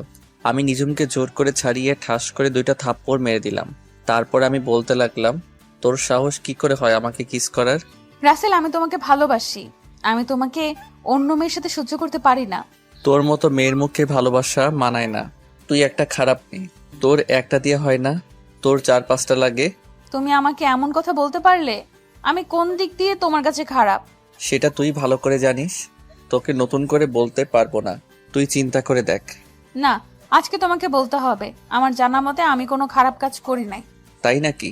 আকাশের সাথে কিস করা, আকাশের সাথে প্রতিদিন মোবাইলে যে রোমান্টিক কথাগুলো বলছিস, যেটা মুখ দিয়ে প্রকাশ করার মতো না, এখন আকাশকে ছেড়ে দিয়ে নতুন আরেকটা ধরছিস, তারপরেও বলবি তুই ভালো মেয়ে? তারপরেও বলবো আমি ভালো মেয়ে। এতদিন যা কিছু হয়েছে সবকিছু অভিনয়। আর কত কথা লুকাবি? আর তোর মতো মেয়েকে আমি ভালোবাসতে পারবো না। আমি আকিকে ভালোবাসি। না, তুমি আমাকে ছাড়া অন্য কাউকে ভালোবাসতে পারবে না। তুমি শুধু আমার। আজকে তোমাকে সবকিছু খুলে বলবো। আমাকে সবকিছু খুলে বলবি মানে? যা বলবি সোজাসুজি করে বল। আকাশ হলো আমার থানার একজন পুলিশ। আকাশকে আমি বলি তোমার সামনে কিছুদিন অভিনয় করার জন্য। আমি দেখতে চেয়েছি আমাকে অন্য কারোর সাথে দেখলে তুমি কেমন রিয়াক্ট করো। তার থেকে আরো একটা কথা শুনলে তুমি বেশি অবাক হয়ে যাবে। কি কথা যেটা শুনলে আমি অবাক হয়ে যাব? তুমি এত বছর যে মায়াজাল আইডির মানুষটার সাথে কথা বলে আসছো, ওই মানুষটা আমি। কি? তার মানে ওই আইডির মেয়েটা তুই? সবকিছু বুঝলাম। তাহলে তুই আকাশকে ওই দিন কিস করলি কেন? আরে পাগল, ওই দিন তোমাকে দেখানোর জন্য আমি আর আকাশ এভাবে দাঁড়িয়েছি যেন তুমি বুঝতে পারো আমি আকাশকে কিস করছি। তার মানে এতদিন আমাকে বোকা বানিয়ে আসছো? আমাকে এতদিন কষ্ট দিছো। যে মেয়ে আমাকে কষ্ট দিতে পারে সে কখনো আমার ভালোবাসা পাবে না। সরি রাসেল, এরকম কষ্ট আর কখনো তোমাকে দিব না। কিন্তু আমি তো আকিকে ভালোবাসি, তাই তোমাকে ভালোবাসা আমার পক্ষে সম্ভব নয়। তাই না? আখির সাথে তোমার কেমন পরিচয় সেটা আমি জেনে গেছি। আখি আমাকে সব কিছু গতকাল বলেছে। আমাকে একটু শক্ত করে জড়িয়ে ধরবে? তোমাকে জড়িয়ে ধরে আবার কিস করতে মন চাইছে। তো করো, আমি তোমাকে মানা করছি? বলতে দেরি। আমি নিঝুমকে জড়িয়ে ধরে কিস করতে লাগলাম। কিছুক্ষণ পর ছেড়ে দিলাম। দুজনে হাঁপাতে লাগলাম। তারপর দুজনে নিচে চলে আসলাম। আমাকে একটা থাকার রুম দেওয়া হয়েছে, যেটা ফারিয়ার পাশের রুম। নিঝুম ফারিয়ার সাথে ঘুমিয়েছে। সকালবেলা বুকটা কেমন যেন ভারী লাগছে। চোখ খুলে দেখি নিঝুম আমাকে জড়িয়ে ধরে শুয়ে আছে। ঘুমন্ত অবস্থায় নিঝুমকে অনেক সুন্দর লাগছে। আমি নিঝুমের কপালে একটা চুমু দিলাম। সাথে সাথে নিঝুমের ঘুম ভেঙে গেল। তখন নিঝুম বলল, আমি কিন্তু ঘুমিয়ে নেই। তার মানে তুমি জেগে আছো? তো তুমি কোন সময় আমার রুমে আসলে? কিছুক্ষণ আগে তোমার রুমে এসেছি, কিন্তু তোমাকে ঘুমন্ত অবস্থায় অনেক সুন্দর লাগছে, তাই না ডেকে তোমাকে জড়িয়ে ধরে শুয়ে পড়লাম। হয়েছে, এখন ওঠো, কেউ রুমে চলে আসবে। তোমাকে জড়িয়ে ধরে থাকতে আমার ভালোই লাগছে। আর একটু থাকো না। আর থাকা লাগবে না। বাসায় যাওয়ার পর যা করার করো। এটা কিন্তু বিয়ে বাড়ি। তার থেকে বড় কথা, আমাদের এখনো বিয়ে হয়নি। বিয়ে হয়নি তো কি হয়েছে? চলো আমরা দুজনে কাজী অফিসে বিয়ে করে ফেলি। মাথা খারাপ? আমি বাবা মায়ের একমাত্র সন্তান। বড় করে ধুমধাম করে তোমাকে বিয়ে করব। কিন্তু তোমার আব্বু আম্মু যদি মেনে না নেয় তখন কি করবে? আমার আব্বু আম্মু কখনো আমার কথা ফেলে নাই। আমার বিশ্বাস তারা রাজি হবে। তাই যেন হয়। আমি তোমাকে ছাড়া থাকতে পারবো না। ঠিক আছে, এখন তুমি ফারিয়ার কাছে যাও, আমি ফ্রেশ হয়ে আসছি। নিঝুম ঠিক আছে বলে আমার কপালে একটা চুমু দিয়ে রুম থেকে বেরিয়ে গেল। আমি আর বসে না থেকে ওয়াশরুমে চলে গেলাম। ফ্রেশ হয়ে রুম থেকে বেরিয়ে দেখি বাসা ভর্তি মেহমান। হঠাৎ আরোহী কোথা থেকে আমার সামনে এসে বলল, তুমি এখানে দাঁড়িয়ে আছো কেন? নাস্তা করেছো? মাত্র ফ্রেশ হয়ে বেরিয়ে আসলাম। আচ্ছা, গতকাল রাতে নিঝুম আপু তোমার হাত ধরে টেনে নিয়ে গেল কেন? আসলে তোমাকে নিঝুম আপু আমাকে ভালোবাসে তো, তাই তোমার সাথে সহ্য করতে না পেরে আমাকে ছাদে নিয়ে গেছে। কি? নিঝুম আপু আর তুমি দুজন দুজনকে ভালোবাসো? তার মানে মনের কথা বলার আগেই ছ্যাঁকা খেলাম? কি বলছো তুমি? আমি তো কিছুই বুঝতে পারি নাই। আসলে তোমাকে প্রথম দেখায় আমার অনেক ভালো লাগছে। ভেবেছিলাম ফারিয়া আপুর বিদায়ের পর তোমাকে প্রপোজ করব, কিন্তু প্রপোজ করার আগেই ছ্যাঁকা খেয়ে গেলাম। আহারে বেচারি, থাক, দুঃখ করো না। দেখবে তুমি আমার থেকে আরো ভালো ছেলে পাবে। ঠিক আছে, দোয়া করো আমার জন্য। এই বলে আরোহী আমার সামনে থেকে চলে গেল। হঠাৎ পিছন থেকে নিঝুম বলল, সত্যিটা বলার জন্য তোমাকে অনেক ধন্যবাদ। আমি আবার কি সত্যি বললাম? ওই যে তুমি আমাকে ভালোবাসো, সেটা আরোহীকে বলার জন্য। আমি এমনিতেই মিথ্যা কথা বলি না, সেটা তুমি ভালো করে জানো। জানি রাসেল সাহেব। এখন কথা না বলে আমার সাথে চলো, নাস্তা করবে। আমি ঠিক আছে বলে নিঝুমের সাথে যেতে লাগলাম। নিঝুম আমাকে নিয়ে একটা রুমে আসলো। রুমে এসে দেখি অনেক আইটেমের নাস্তা একটা টেবিলের উপর সাজিয়ে রেখেছে, আর দুজনে বসে নাস্তা করে নিলাম। দেখতে দেখতে দুলা আসার সময় হয়ে গেছে। আমি একটা নীল রঙের শার্ট গায়ে পরলাম, আর নিঝুম নীল রঙের শাড়ি পরেছে। আমার আর নিঝুমের দিকে সবাই তাকিয়ে আছে, আর একজন আরেকজনকে বলছে দুজনকে ভালোই মানিয়েছে। দুলা চলে এসেছে। দুলা তার সব কাজ শেষ করে স্টেজে উঠল। হঠাৎ একটা জায়গায় একজনকে মাথা পুরো গরম হয়ে গেল। আমি মনে মনে বলতে লাগলাম, ও এখানে কেন? তার মানে দুলার সাথে এসেছে। দুলার সাথে যে এসেছে সে আর কেউ নয়, রিয়া। কিন্তু রিয়া এখানে কেন? তার মানে দুলার আত্মীয় রিয়া। আমি রিয়াকে দেখে না দেখার ভান করে অন্যদিকে চলে গেলাম। দুলা ভিতরে এসে স্টেজে উঠে বসলো। তারপর কাজী সাহেব বিয়ে পড়ানো শুরু করলো। বিয়ে পড়ানো শেষ, এবার খাওয়া দাওয়ার পালা। আমি নিচে দাঁড়িয়ে না থেকে ছাদে চলে এলাম। হঠাৎ কেউ একজন পিছন থেকে বলল, আরে তুমি ছাদে একা একা দাঁড়িয়ে আসো কেন? নিচু আপু তো আমাকে খুঁজতে আসে নিশ্চয়ই। বাড়ি ভর্তি মেহমান, নিচে ভালো লাগছে না তাই ছাদে আসলাম। ও চলো, খাবার খাবে না? তুমি যাও, আমি একটু পরে আসতেছি। আরোহী ঠিক আছে বলে নিচে নেমে গেল। আমি কিছুক্ষণ পর ছাদ থেকে নিচে নেমে আসলাম। হঠাৎ নিঝুম আমার সামনে এসে বলল, তুমি এতক্ষণ কোথায় ছিলে? সে কখন থেকে তোমাকে খুঁজছি আমি। আসলে দুলার সাথে রিয়াকে দেখে মাথাটা গরম হয়ে গেছে, তাই ছাদে চলে গেলাম। ও এই ব্যাপার। আমার সাথে কথা বলতে এসেছে রিয়া, কিন্তু আমি তার সাথে কোনো কথা বলি নাই। ফারিয়া তো রিয়াকে দেখে এমনিতেই রেগে গেছে। তার রিয়া হচ্ছে দুলার মামাতো বোন। থাক ওসব কথা, তুমি খাবার খেয়েছো? তোমাকে রেখে আমি একা কিভাবে খাবো বলো? চলো দুজনে একসাথে খাবো। আমি ঠিক আছে বলে নিঝুম আর আমি দুইটা চেয়ার টেনে বসলাম। তারপর দুজনে একসাথে খাবার খেলাম। রিয়া নাকি খাবার খেয়ে চলে গেছে। আস্তে আস্তে সবকিছু শেষ, এখন বিদায়ের পালা। ফারিয়া সবাইকে ধরে অনেক কান্নাকাটি করছে। ফারিয়াকে বিদায় দিয়ে আমি আর নিঝুম বাসায় চলে আসলাম। দেখতে দেখতে 1 মাস চলে গেল। আমি এখন আব্বুর অফিস দেখাশোনা করি। আমাকে কাজে রিফাত হেল্প করে। আব্বু এখন বাসায় থাকে। নিঝুম এখন নিয়মিত থানায় যায়। নিঝুম আর আমার ভালোবাসা আগের মতোই আছে। প্রতিদিন সকালে আমার কপালে একটা চুমু দিয়ে ঘুম থেকে উঠাই। দুজনে একসাথে বাসা থেকে বেরিয়ে আসি। নিঝুমকে থানায় নামিয়ে দিয়ে আমি অফিসে আসি। আজকে অফিসে তেমন কাজ নেই, তাই নিঝুমকে একটা ফোন দিলাম। 2-3 বার রিং হওয়ার পর ধরলো। তখন আমি বললাম, ওই তুমি আমার ফোন ধরতে এত দেরি করলে কেন? কোথায় তুমি এখন? সরি, আমি একটা আসামি নিয়ে ব্যস্ত ছিলাম। আসামিটা একটা মেয়েকে ধর্ষণ করে মেরে ফেলছে, তাই ওইটাকে ধরে থানায় দিয়ে আসলাম। ও তা তুমি কি এখন ফ্রি আছো? এখন ফ্রি আছি, বলো কি বলবে? অফিসে তেমন কাজ নেই, তাই ভাবছিলাম দুজনে আজকে বাহিরে লাঞ্চ করব। ঠিক আছে, তুমি থানায় এসে আমাকে নিয়ে যাও। আমি ঠিক আছে বলে রিফাতের কেবিনে গিয়ে তাকে বলে অফিস থেকে বেরিয়ে গাড়ি নিয়ে সোজা নিঝুমের থানার সামনে চলে আসলাম। গাড়ি পার্কিং করে থানার ভিতরে চলে গেলাম। থানার ভিতরে ঢোকার সাথে সবাই আমাকে সালাম দিতে লাগলো। আসলে সবাই আমাকে চিনে, সেজন্য। আমি থানার ভিতরে ঢুকে নিঝুমের কেবিনের সামনে গিয়ে বললাম, আমি কি ভিতরে আসতে পারি? SI ma'am. Sorry, SI ma'am এখন বিজি আছে, অনুগ্রহ করে কিছুক্ষণ অপেক্ষা করুন। আমাকে দেখে নিঝুম হাসতে হাসতে কথাগুলো বলল। তখন আমি ভিতরে ঢুকে বললাম, সরি ম্যাম, আমার একটু তাড়া আছে, কাজটা রেখে আমাকে একটু সময় দেন।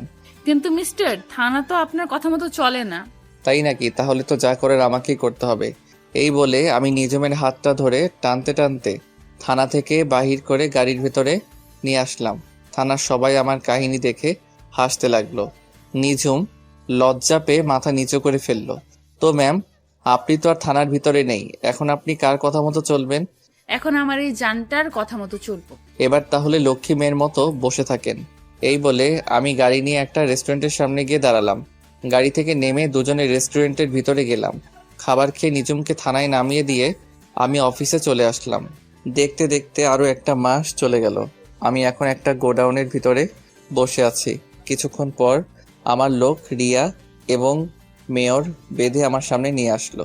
তখন রিয়া আমাকে দেখে বলল, রাসেল তুমি এখানে? আমাকে আর বাবাকে ধরে নিয়ে এসেছো কেন? তুই জানিস না আমার বাবা একজন মেয়র?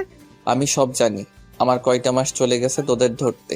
অনেক চেষ্টা করেছি ধরার জন্য, দিনরাত অনেক পরিশ্রম করছে, কিন্তু পারি নাই। আজকে সফল হয়েছি। তুই আমাদের এখানে ধরে এনেছিস কেন?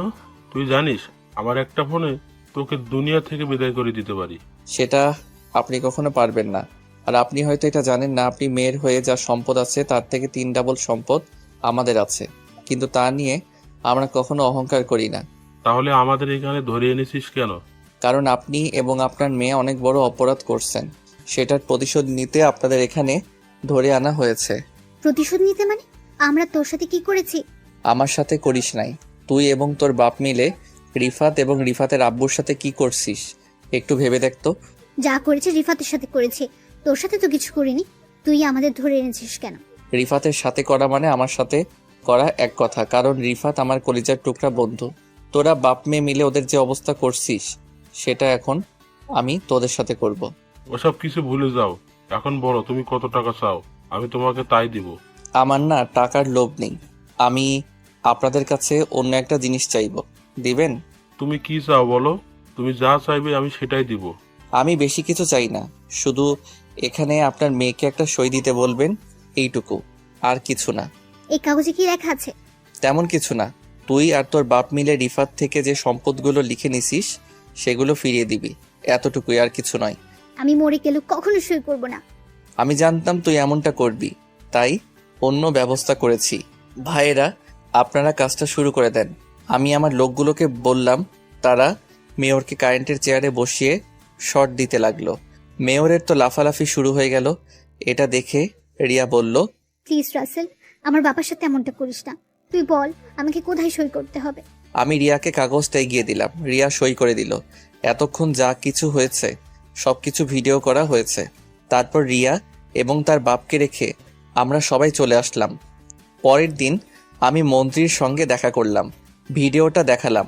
মন্ত্রী সাথে সাথে রিয়ার আব্বুকে মেয়র থেকে বহিষ্কার করে দিল, তাদের বাড়ি গাড়ি ব্যাংক ব্যালেন্স সব কিছু নিয়ে নিল এবং রিফাতদের সব কিছু ফিরিয়ে দিল।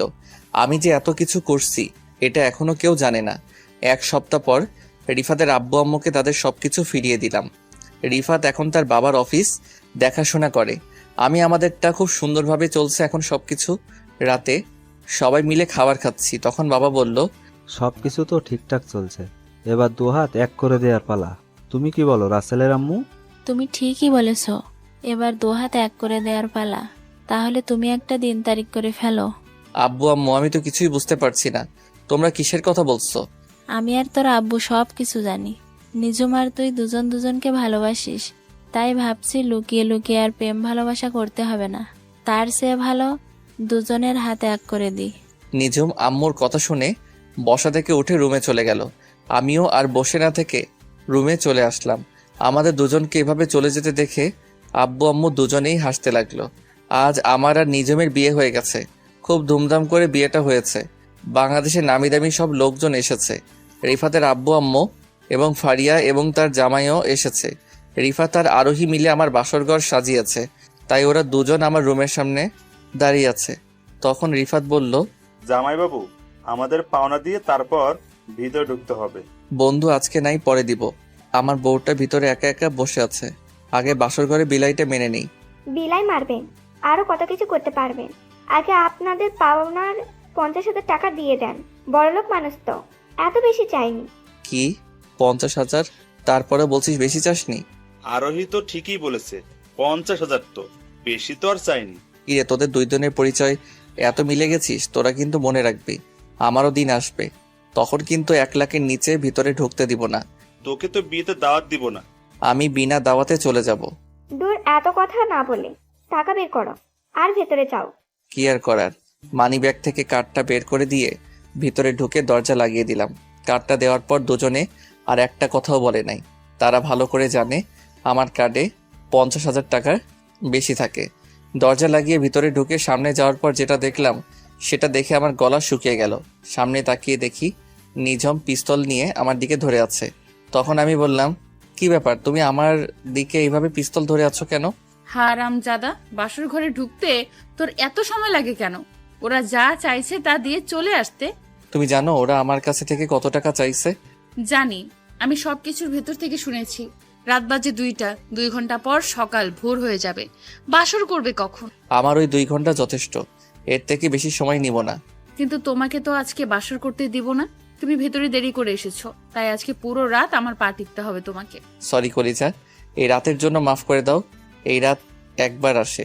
আমি কোনো কথা শুনতে চাই না। ওয়াশরুমে ঢুকে ওযু করে আসো। দুজনে আগে 2 রাকাত নফল নামাজ আদায় করে আসি। কি আর করার, এসআই বউ বলে কথা। অজু করে দুজনে 2 রাকাত নফল নামাজ আদায় করলাম। নিঝুম বিছানায় শুয়ে পড়ল আর আমাকে বলল তার পা টিপে দেওয়ার জন্য। আমি বিছানায় উঠে নিঝুমের পা দুটো টিপতে লাগলাম। কিছুক্ষণ পর আমাকে বিছানায় ফেলে দিয়ে গলা চেপে ধরে বলল, ওই হারামি, আমি যেটা বলবো তুমি কি তাই করবে নাকি? তুমি তো বলছো তোমার পা টিপে দেওয়ার জন্য। আমি বলছি তাই বলে তুমি সেটা করবে নাকি? জোর করে বলতে পারো না? আমি তো এমনি মজা করলাম। আমি সবসময় তোমার কথা মতো চলবো। আদেশ যখন পেয়েছি তাহলে শুরু করে দেই। শুরু করার আগে বললে না তো বউ সাজে আমাকে কেমন লাগছে? তুমি তো আমার কাছে সবসময় সুন্দর। খালি খালি এত আটা ময়দা মাখার কি দরকার ছিল? বিয়ের সময় একটু মারতে হয়। এখন লাইট বন্ধ করে আসো। লাইট বন্ধ করতে হবে না। আমার পাঠক পাঠিকা একটু দেখুক কিভাবে বাসর করতে হয়, তারা একটু শিখুক। তোমার দেখি লজ্জাশরম বলতে কিছুই নেই। তোমার পাঠক পাঠিকা বাসরাতে কি করবে সেটা কি আমাদের দেখাবে?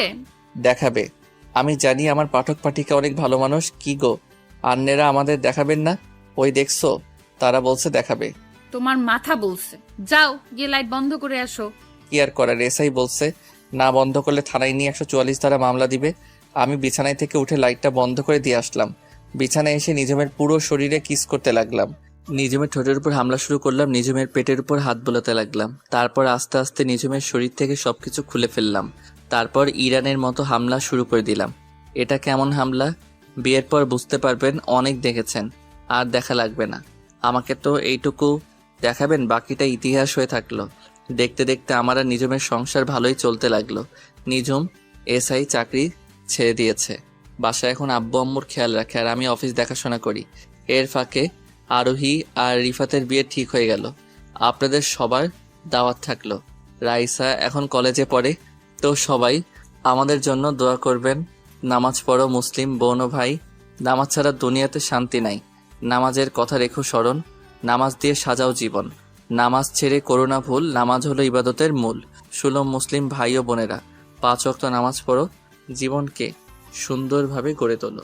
এই যে বন্ধুরা, গল্প শেষ করে কমেন্ট না করে চলে যাচ্ছ, এইটা কিন্তু ঠিক না। তাড়াতাড়ি কমেন্ট করো। আর যারা এখনো আমাদের চ্যানেলটি সাবস্ক্রাইব করো নাই, জলদি করে সাবস্ক্রাইব করে আমাদের চ্যানেলের একজন মেম্বার হয়ে যাও প্লিজ।